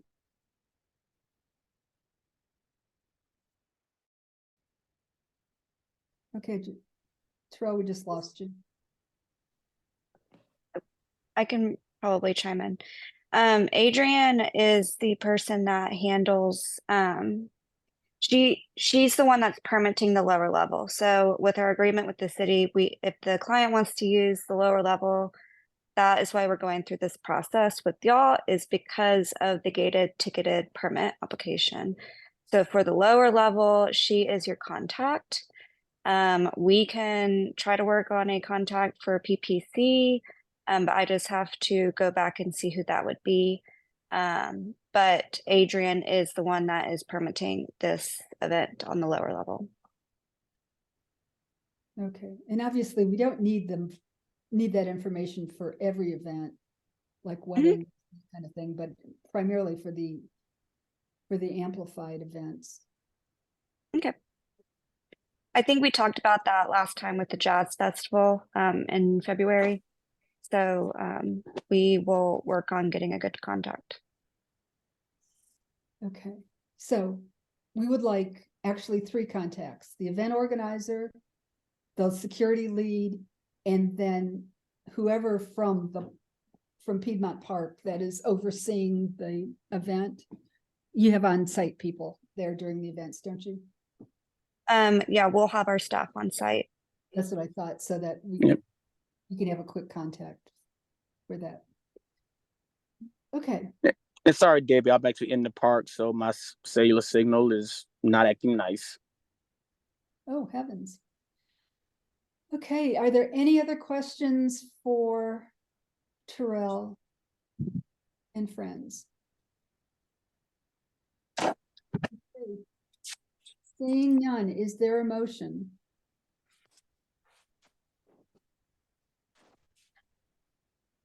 I'll move to support the application. Fuck you. Excuse me? Oh, sorry.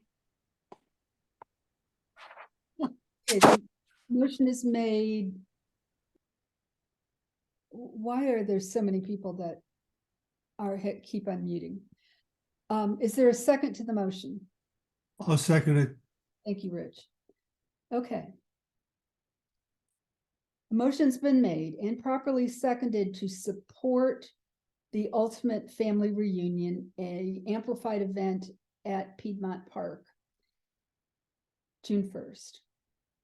Is there anyone here that is opposed to that motion? If you're opposed to the motion, please raise your hand.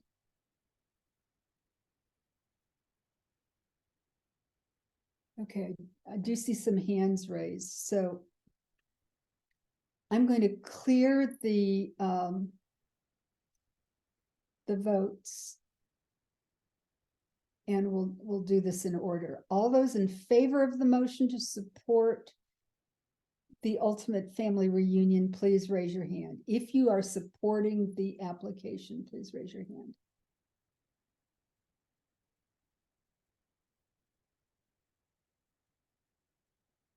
Okay.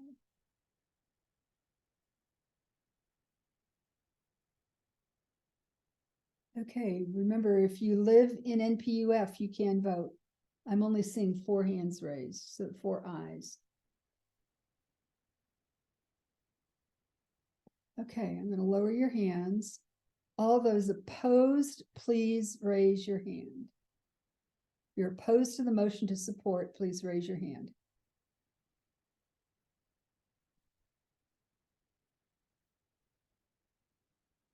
All right, somebody's clapping. Make sure you click on the raise your hand function. You can't vote. Okay. Okay. I see 8 nays. So by a vote of 4 ayes and 8 nays,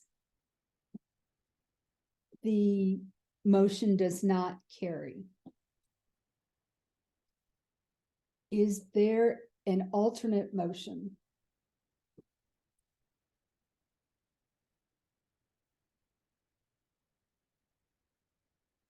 Is there an alternate motion? Well, I'd move to deny the application. Okay. Move to deny. Debbie, Okay. I would like to make an alternate motion to defer this for a period because we met with the PPC recently and they did make commitments to us about the decimal limits and having oversight. And I think they just need a little more time to get their ducks in a row to kind of have that detailed information that would get us satisfied with their oversight. I'll second that. Yeah, I would put forward a motion that we defer it with conditions that, We don't put conditions on wait. we're gonna deferring. put conditions, okay, well, fine. Okay, let There's me a ask mo- the Terrell. motion properly seconded on the floor. I think the earlier one was not seconded, am I correct? No, it was not seconded. Okay, so that died, and there is a new motion properly seconded before you, madam. Yeah, Jack, is it okay if I take over again? Yes, it is. I hope you will. I will, thank you. Not So, at all. a motion's been made to second. Let me check with the event organizer. Are you okay with deferring this until you finalize your plans for the decibel levels and the distance requirements? It'll require you coming back to one more NPU meeting. Yeah, we're fine with that. We just want to make sure that everyone had that information, and it sounds like everyone on this call had not gotten that information yet. Yeah, I did receive a copy from Mr. Widener last week, and I sent it to the folks I knew that had a concern about it. I haven't gotten all the feedback back, and I haven't checked with NPU-E to see if they had anything that they wanted to add as well. Okay. So are there any objections to deferring the application?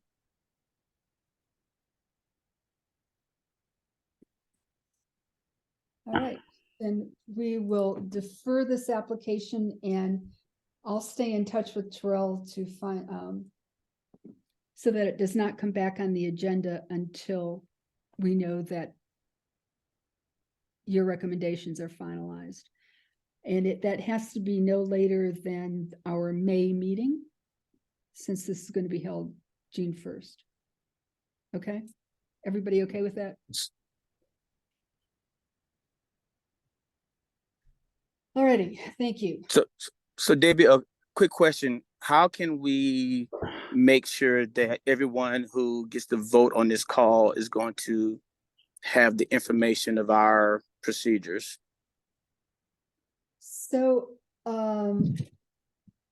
as I said, I sent it to the people that I knew had concerns that lived on Dutch Valley and in that area.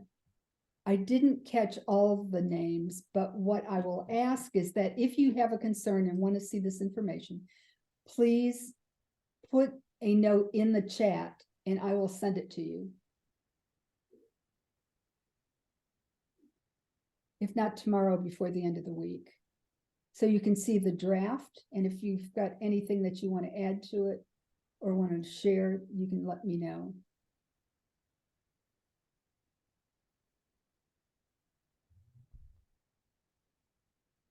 Okay, is that everyone okay with that?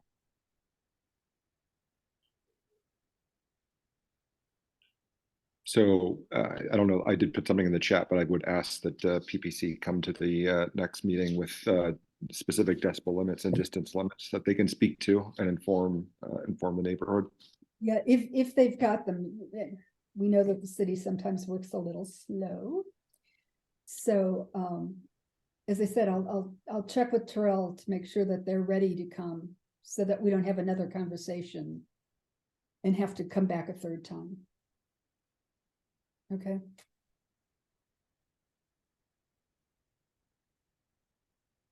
Okay. We just have a couple more events. The next one is the Atlanta Journal-Constitution Peachtree Road Race. That's a Class A event, 55,000 participants, July 4th at Piedmont Park.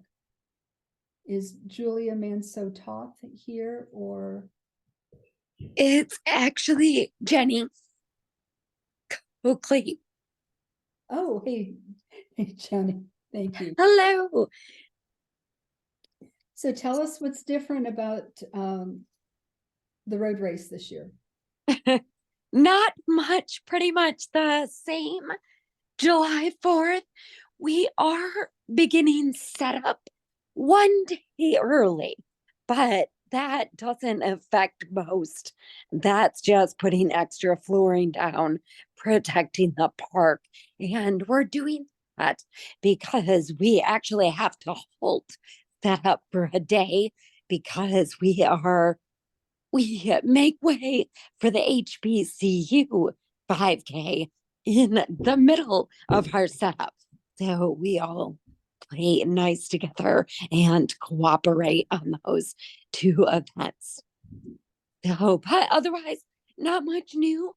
Junior will be July 3rd and Peachtree July 4th, ending in the meadow.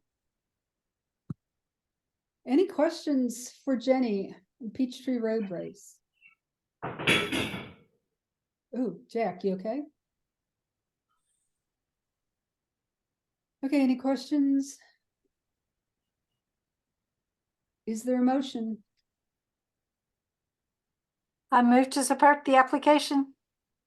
Okay, I'll second. Yep. Kay is moved and Rich is seconded. Are there any questions regarding the road race or the motion? Are there any objections to supporting this application?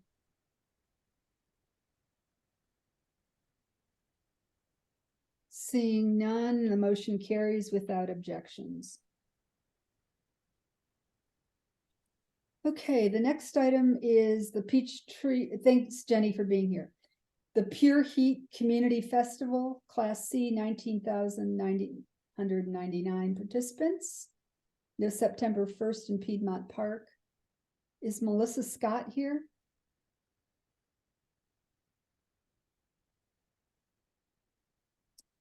Didn't see her name on the participant list. Are there any objections to deferring this application?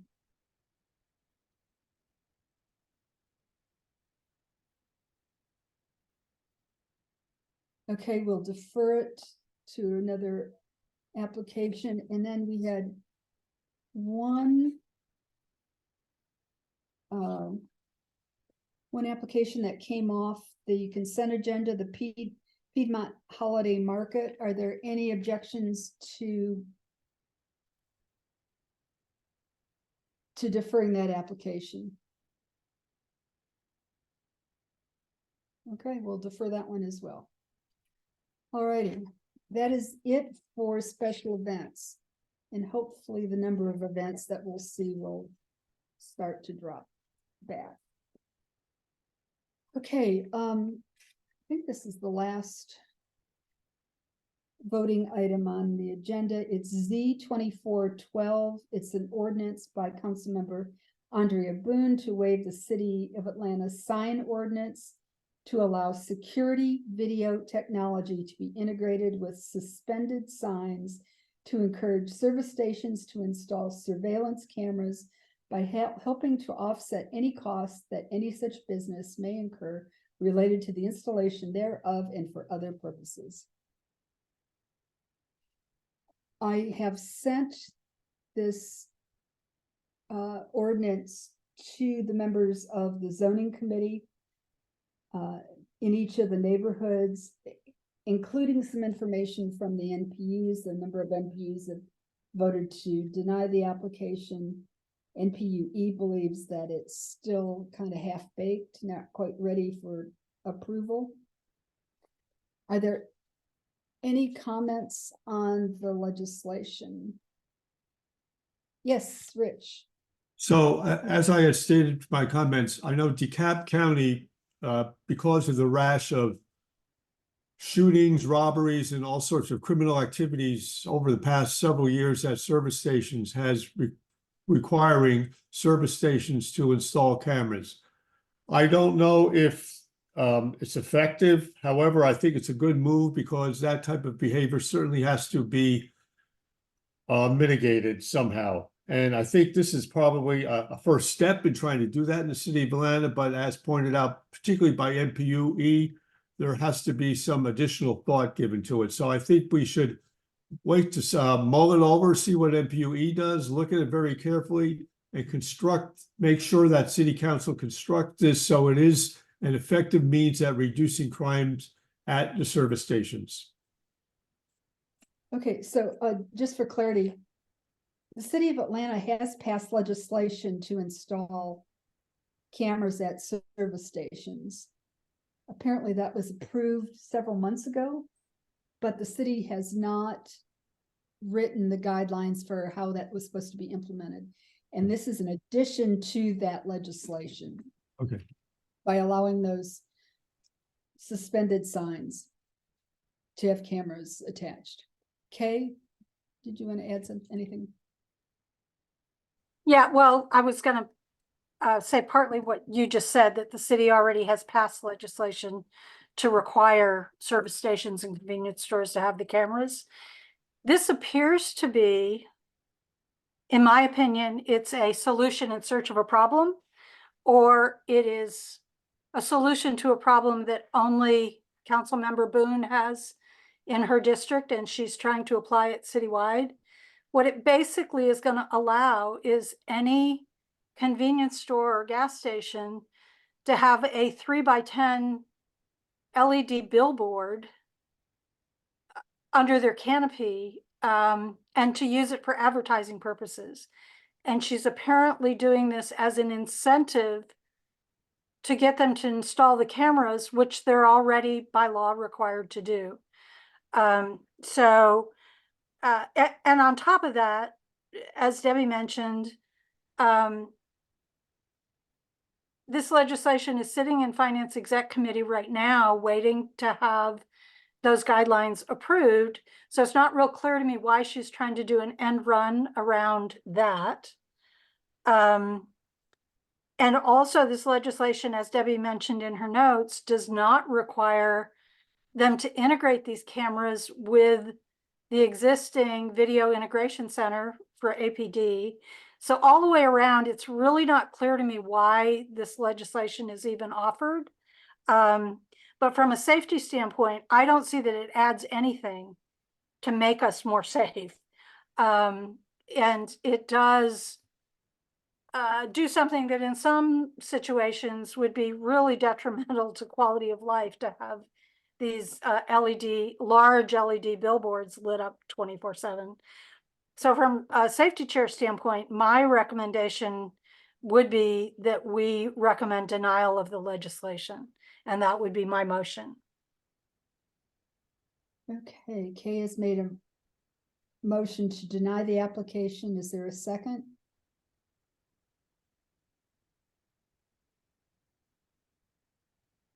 I'll second. This is Marla. Oh, thank you, Marla. Okay. Okay, are there any questions regarding the legislation or the motion?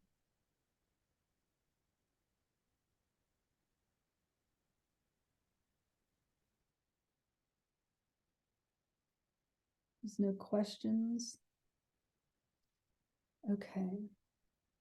A motion's been made. It's been properly seconded to recommend denial of the applications. And I've made a note that the reason for the denial is that we don't believe that it does anything to enhance safety, that doesn't require connection to the city's video integration system.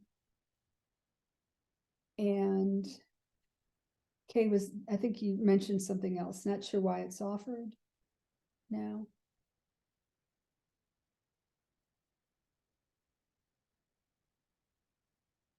Okay, I think we lost Kay.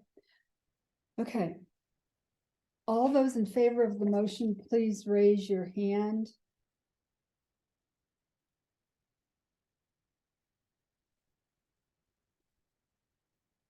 It's the motion to deny.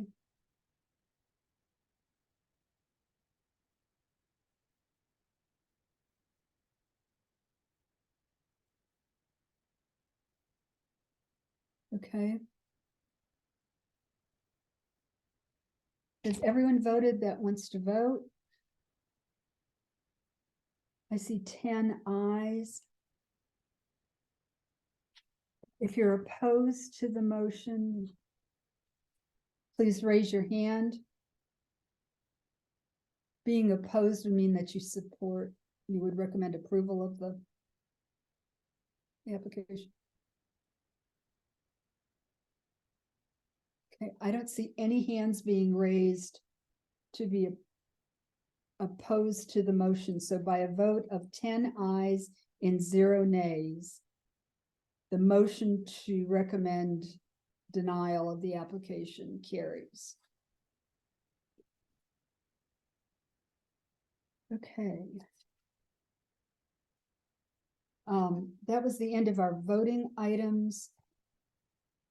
We have no presentations tonight. Doug, do you have a planner's report?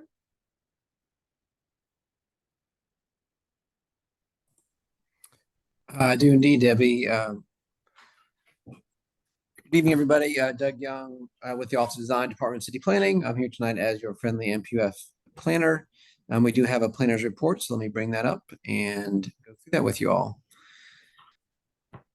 A couple things to keep in mind and to know about. This year, the City of Atlanta is celebrating the 50th anniversary of neighborhood planning units and the 50th anniversary of the inauguration of Atlanta's first African-American mayor, Mayor Jackson.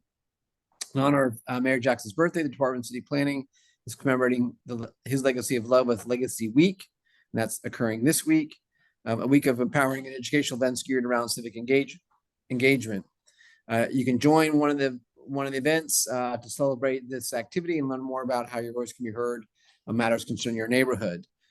There's a link. I'll put links in the chat when I'm done with more information and websites for all these activities. The Plan A revision to the City of Atlanta's Comprehensive Development Plan was kicked off last week.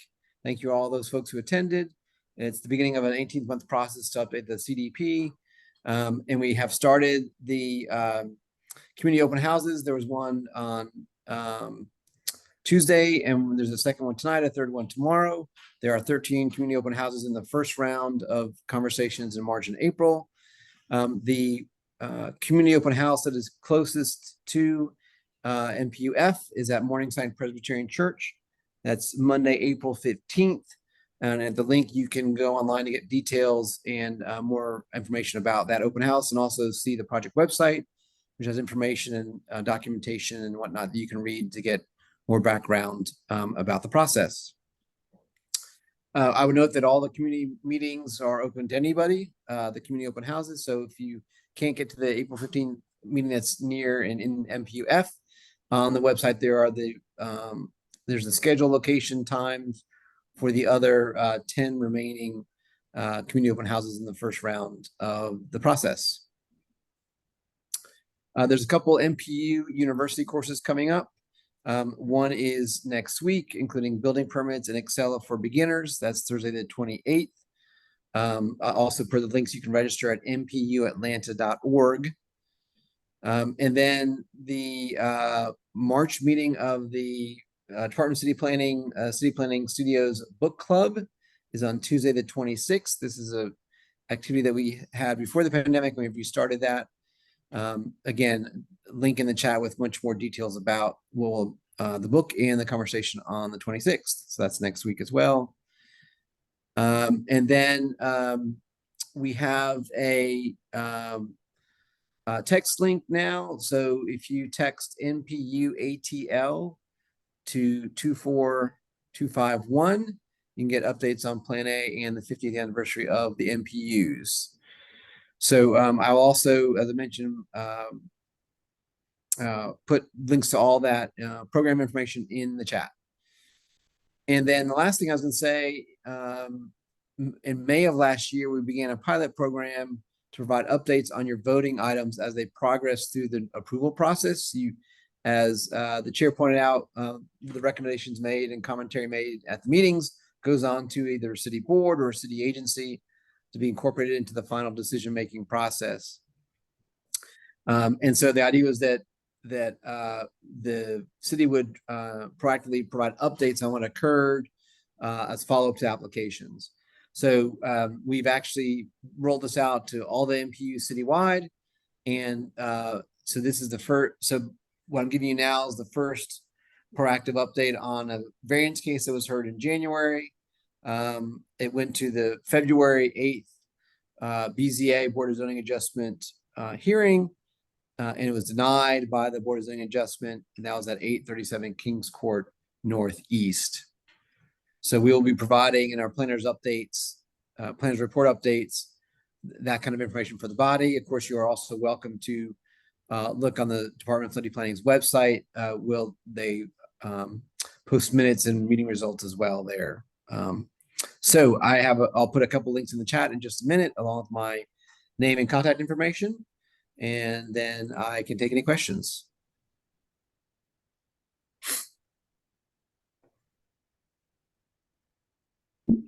Doug, I'm sorry, it's Jack. You faded out on me there with some static. Could you relay just very briefly the core of that decision about King's Court again? Yeah, the decision was to deny. There's no commentary provided as to why the BZA designed it. At 837. Oh, the address? Yeah, it was 837 Kings Court Northeast. Got it. Got it. Thank you very much, Doug. Yep.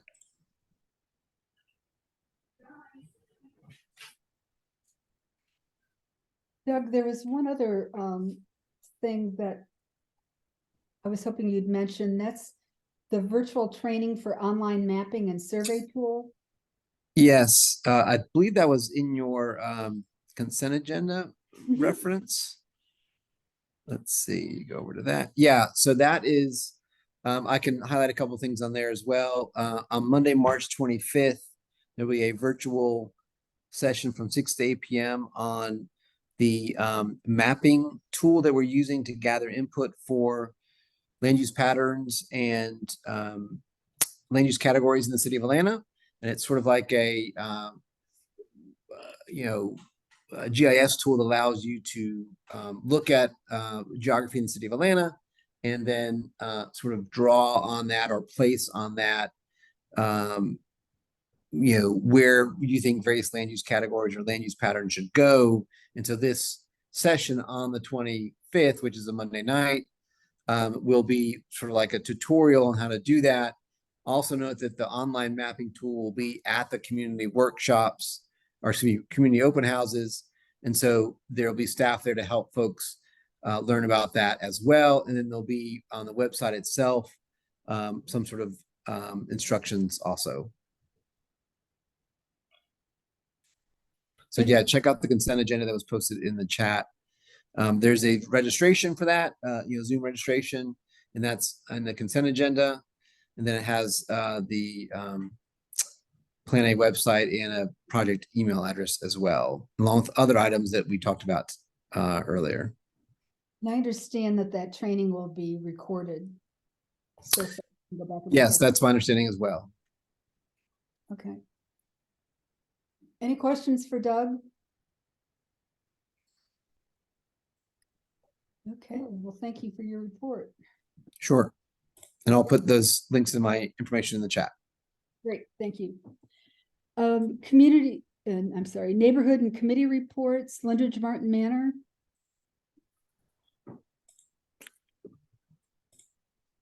Anything to report, Rich? Oh, I'm sorry, not for Lindridge Martin Manor, but I do have a parks report. Right, okay, we'll get to you in a minute. Piedmont Heights. I don't hear anybody. Morningside Lennox Park. Anything going on? No, not really. Thank you. Okay. Virginia Highland. No, I don't hear anything. Hey, Debbie, this is Tim. We didn't have any report, but my unmute button wasn't working for some reason. Oh, heavens. Okay.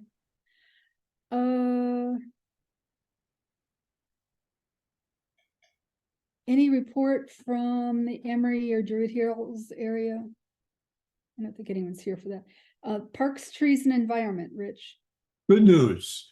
So we will be, thank you to the efforts of Stephanie Coffin We will be meeting with Trees Atlanta 8 o'clock Friday morning to look and see what trees will be planted at the Ponds Library. Trees Atlanta will be planting them. We just have to determine where they will be planted. They probably will follow the recommendations that we made at our meeting January, I think it was, with Fulton County. Y'all know Fulton County's computers were down for the last several weeks or last several months, so things have been delayed a bit. Stephanie lit a fire under Fulton County, and I think we are finally getting some results.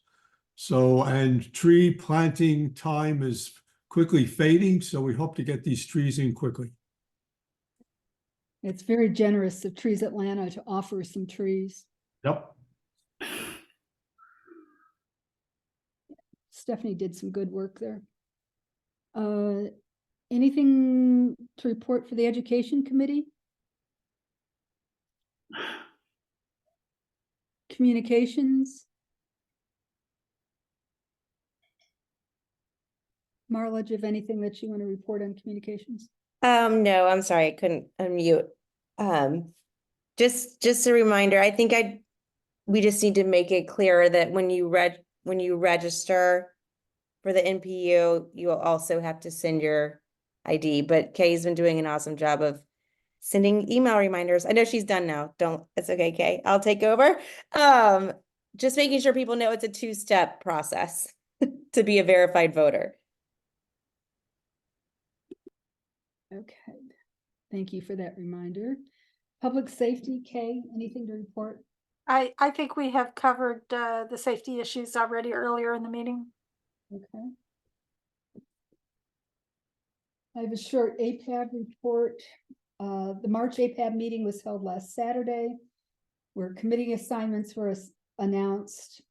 APAB has reduced the number of committees to 3: quality of life, policy, and governance, as well as the bylaws working group that I continue to chair. The April APAB meeting has been canceled so that we can go to the mayor's second summit on neighborhoods. I think that's April 18th. And my understanding is that neighborhood presidents will also be invited to that event. And then in May, we will be conducting a strategic planning session, an all-day strategic planning session. The 2024 community impact projects the application was submitted on time. So we're just waiting now to hear back from the planning department on the award grant. And a couple things in the chair report. The nominations for the Atlanta Urban Design and Community Design Awards have been extended to the end of the week. So you still have time to nominate a project or a building. There's lots of different categories you can for that. The Doug mentioned the comprehensive development plan A open houses. There are a couple that are close to NPU-F. Meeting number 4 is going to be at the Buckhead Library on March 26th. And then Doug mentioned the meeting at Morningside Presbyterian Church, which is April 15th. So if you're not able to attend the one at Morningside, keep Buckhead Library in mind. And let's see, we talked about the virtual training. A reminder that we need a volunteer for co-secretary.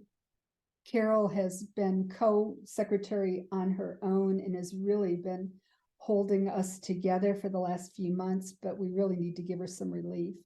So if you can give us a couple hours a month for maintaining the minutes, it's really a lot easier than it sounds. I know our meetings go on for a long time, but we script these meetings, so it's just a matter of kind of filling in the blanks for most of the minutes. And we still need a vice chair of the NPU. So please think about one of those two assignments. And the last thing to discuss is the Atlanta Botanical Gardens Service Road. I want to give you a quick update on where we are with that. 2 weeks ago, a meeting was held at the request of Alex Wan for representatives of NPU-E, F, the Atlanta Beltline, the Piedmont Park Conservancy, and the Atlanta Botanical Garden to discuss their plans and ask questions. They had a architectural model of that area so they could explain why certain things would work or wouldn't work, including extending the Westminster East. The results of that meeting can be found at the NPU-E webpage. They have a section that is it is specifically for the ABG project. Courtney Smith, the NPU chair, is maintaining that, and she is updating that with any information that she's getting from ABG as part of the process. They are also maintaining a list of questions and requests on their website, so you can see the issues that are being sent to them. The NPU-E and F has requested that they do 3 studies. We're not sure that we're going to get any of them. A traffic study that helps us understand what kind of traffic they're expecting on Piedmont Road. A parking study to go along with the request for the parking reduction, and an arrival study. We're still all scratching our heads on exactly how many people would be going into the botanical gardens through the Beltline. And apparently some work has been done on that, but it's not been publicly shared. And then finally, as I mentioned this at the beginning of the meeting tonight, an SAP has not been filed with the city yet, so we're still uncertain as to what the botanical garden is going to do for the service road. We won't know until we actually get the SAP. Any questions about that, or is there any discussion?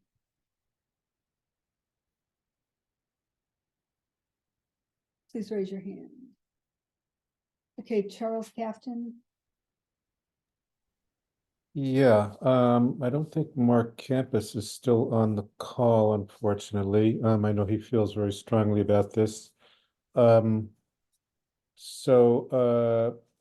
main point, I think, at this juncture is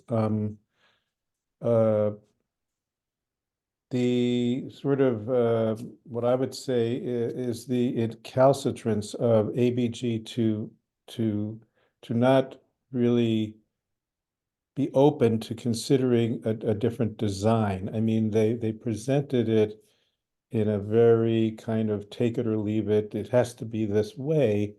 And all of us know when you're designing anything from scratch, whether it's a house or a room or a bathroom or whatever, there's not only one option. There are a variety of options.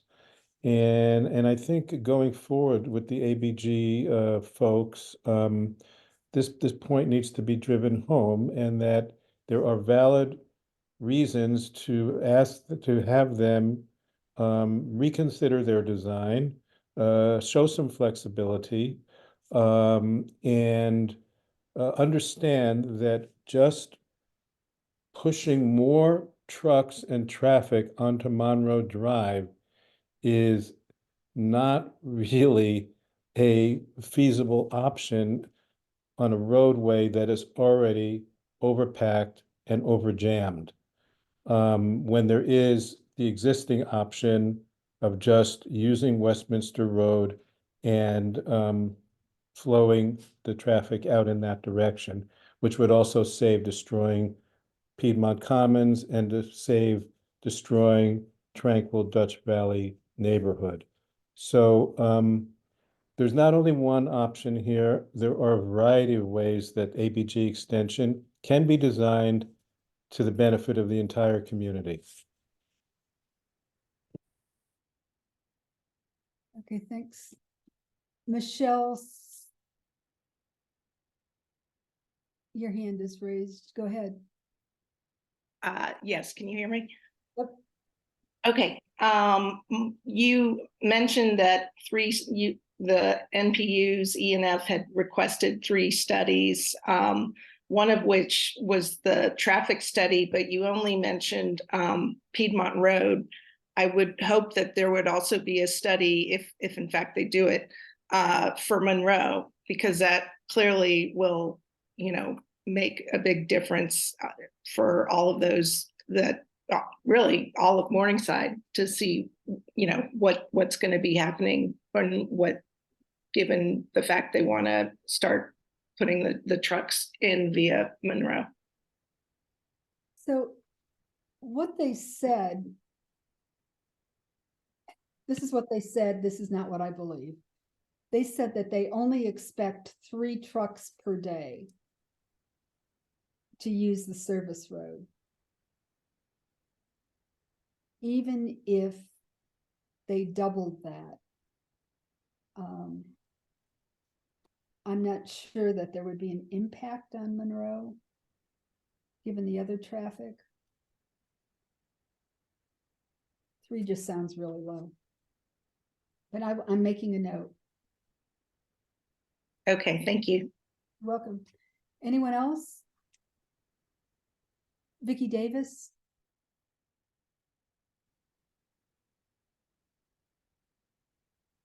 Just one thing I wanted to add about that. Our concern is not just with the, half a dozen or so trucks, and they have indicated that, they would have peak times when it would be more than that. But it's also, it doesn't seem like they made any considerations for rideshare. They just like magically assume everybody's going to walk or ride their bike on the Beltline. And they're envisioning that as the primary entrance to the garden. So I think that we're equally concerned about, the huge volume of potential rideshare that gets dropped off in our little quiet cul-de-sac neighborhood. Yeah, there was a long discussion about that. The orangery that is planned for the expansion is going to be an event center. And so there was a lot of conversation and concern about where the ride share would drop people off. Obviously the neighborhood does not want all that traffic to be down on Piedmont. And if the ride share would work, could also work down near the parking garage, well, there'll be a shuttle that would take them to the orangery, then I think that would be could work possibly. I think if you read through the notes from NPU-E, you'll see that it is addressed.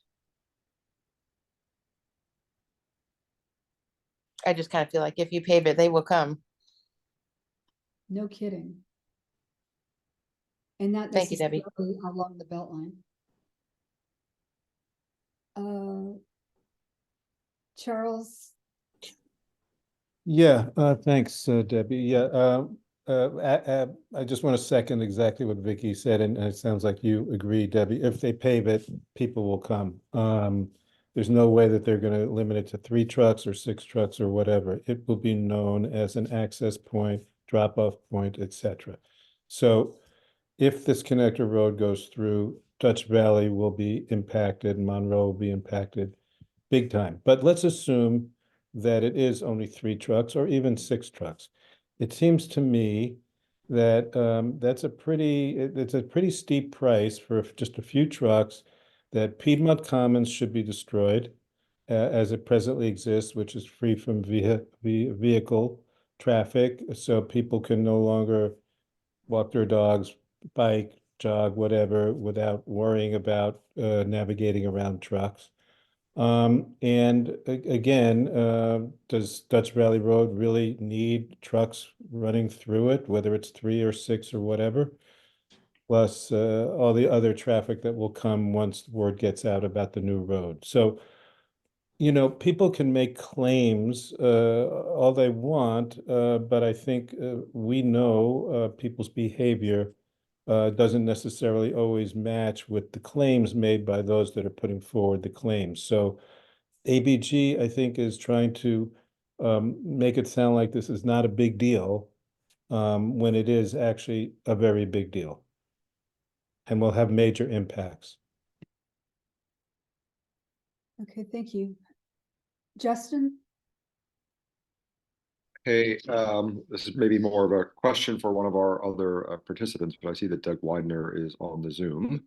So I was curious if Doug had cared to comment on if PPC, welcome to your role, welcome to Atlanta. But if PPC had any had a point of view officially on the road, the access road, on its impact to Piedmont Commons. Thank you. So we've been at the table with, we were at the same meeting, and we are actively following this. You know, we think that done right, this could work, but there's a lot more detail that we're looking for. We are not at a point right now to take a position on this, but you know, I think in theory, we think that this could work, but we obviously our focus is making sure the park is impacted as least as possible, and you know, park visitors are impacted as least as possible. So we are staying engaged with this, and we'll be engaged through the process throughout. Doug, thank you. Thank you for being here tonight. Sure. Glad to be here. Anyone else have any comments, questions? The website for NPU-E is on the, I think it's on the consent agenda. As I said, Courtney is doing a really good job of putting everything up that we've received, including ABG's questions to some of the issues that have been raised, so you can get an idea of what their thinking is currently.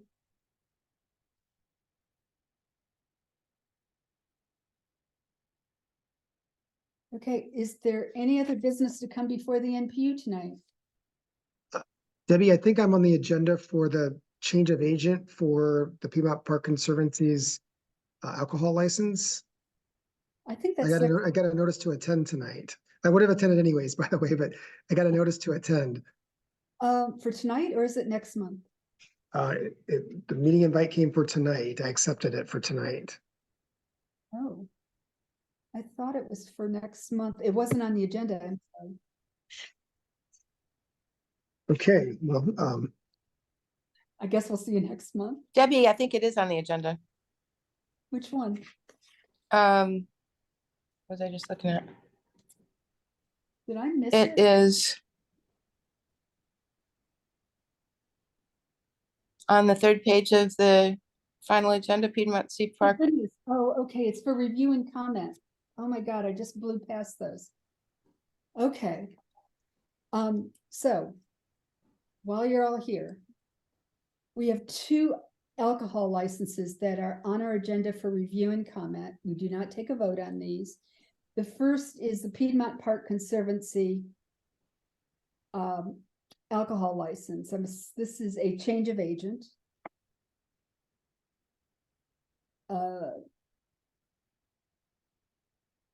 I guess it would be for all events that are in Piedmont Park that are sponsored by the Conservancy for their events. Does anyone have any comments or concerns? Or Doug, is there anything you want to say about the license? yeah, and want to thank you all for having me tonight, and nice to meet you all via Zoom. I hope to meet all of you in person in the park soon. So the Conservancy has had our alcohol license for several years.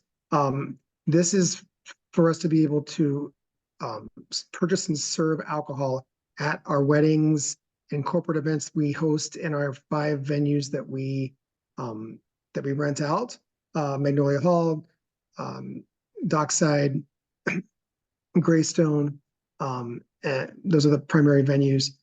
So all of our events in these locations end at 10:30 because the park closes at 11. So this is our ability to continue to function like we've been functioning for decades. We're just changing the license holder from Mark Banta, our former CEO, to myself. Okay. Okay. Yeah, I was just going to say, I'm aware of no problems that we've had with this alcohol license in the many, many years it's been in place. And I would make a motion to support it. Well, we don't have to take a vote on this. Oh, it's comment only. Okay, so to support whatever NPU-E decides. Okay, great. Okay.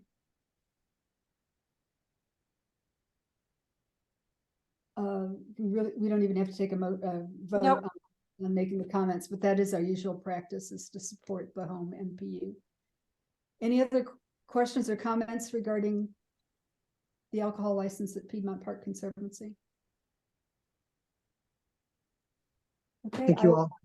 I will report no comments. And Doug, I'm really sorry you had to sit through the meeting to wait for me to mess that one up. It's been informative. I've enjoyed getting to know the neighborhood, and I appreciate the time. Y'all have a great night. We appreciate you. Thank you. Thank you. And there is a second alcohol license. This is for Snooze, an AM eatery that is in Morningside Promenade. It is a breakfast restaurant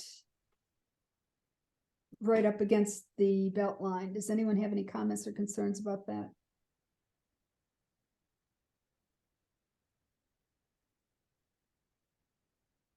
Okay. I will report to NPU-E that we will support their recommendation.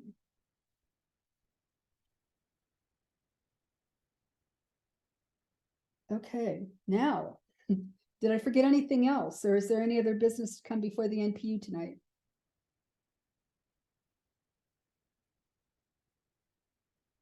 Hearing none, is there a motion to adjourn? So moved. Thank you. It's 10:43. Is there a second? Second. Thank you, Kay and Charles. Okay, the meeting is adjourned. Unless anyone objects to adjourning the meeting. Don't forget, you can save the chat. There are 3 little dots at the bottom of the chat window. You click on that and there should be a option at the pop-up that says save chat. You can do that. It goes into your computer as a text file. But we've had a lot of good information at tonight's meeting, so please save that. And I will keep the Zoom room open for a bit so that folks have a chance to save the chat. Thank you all for being here tonight.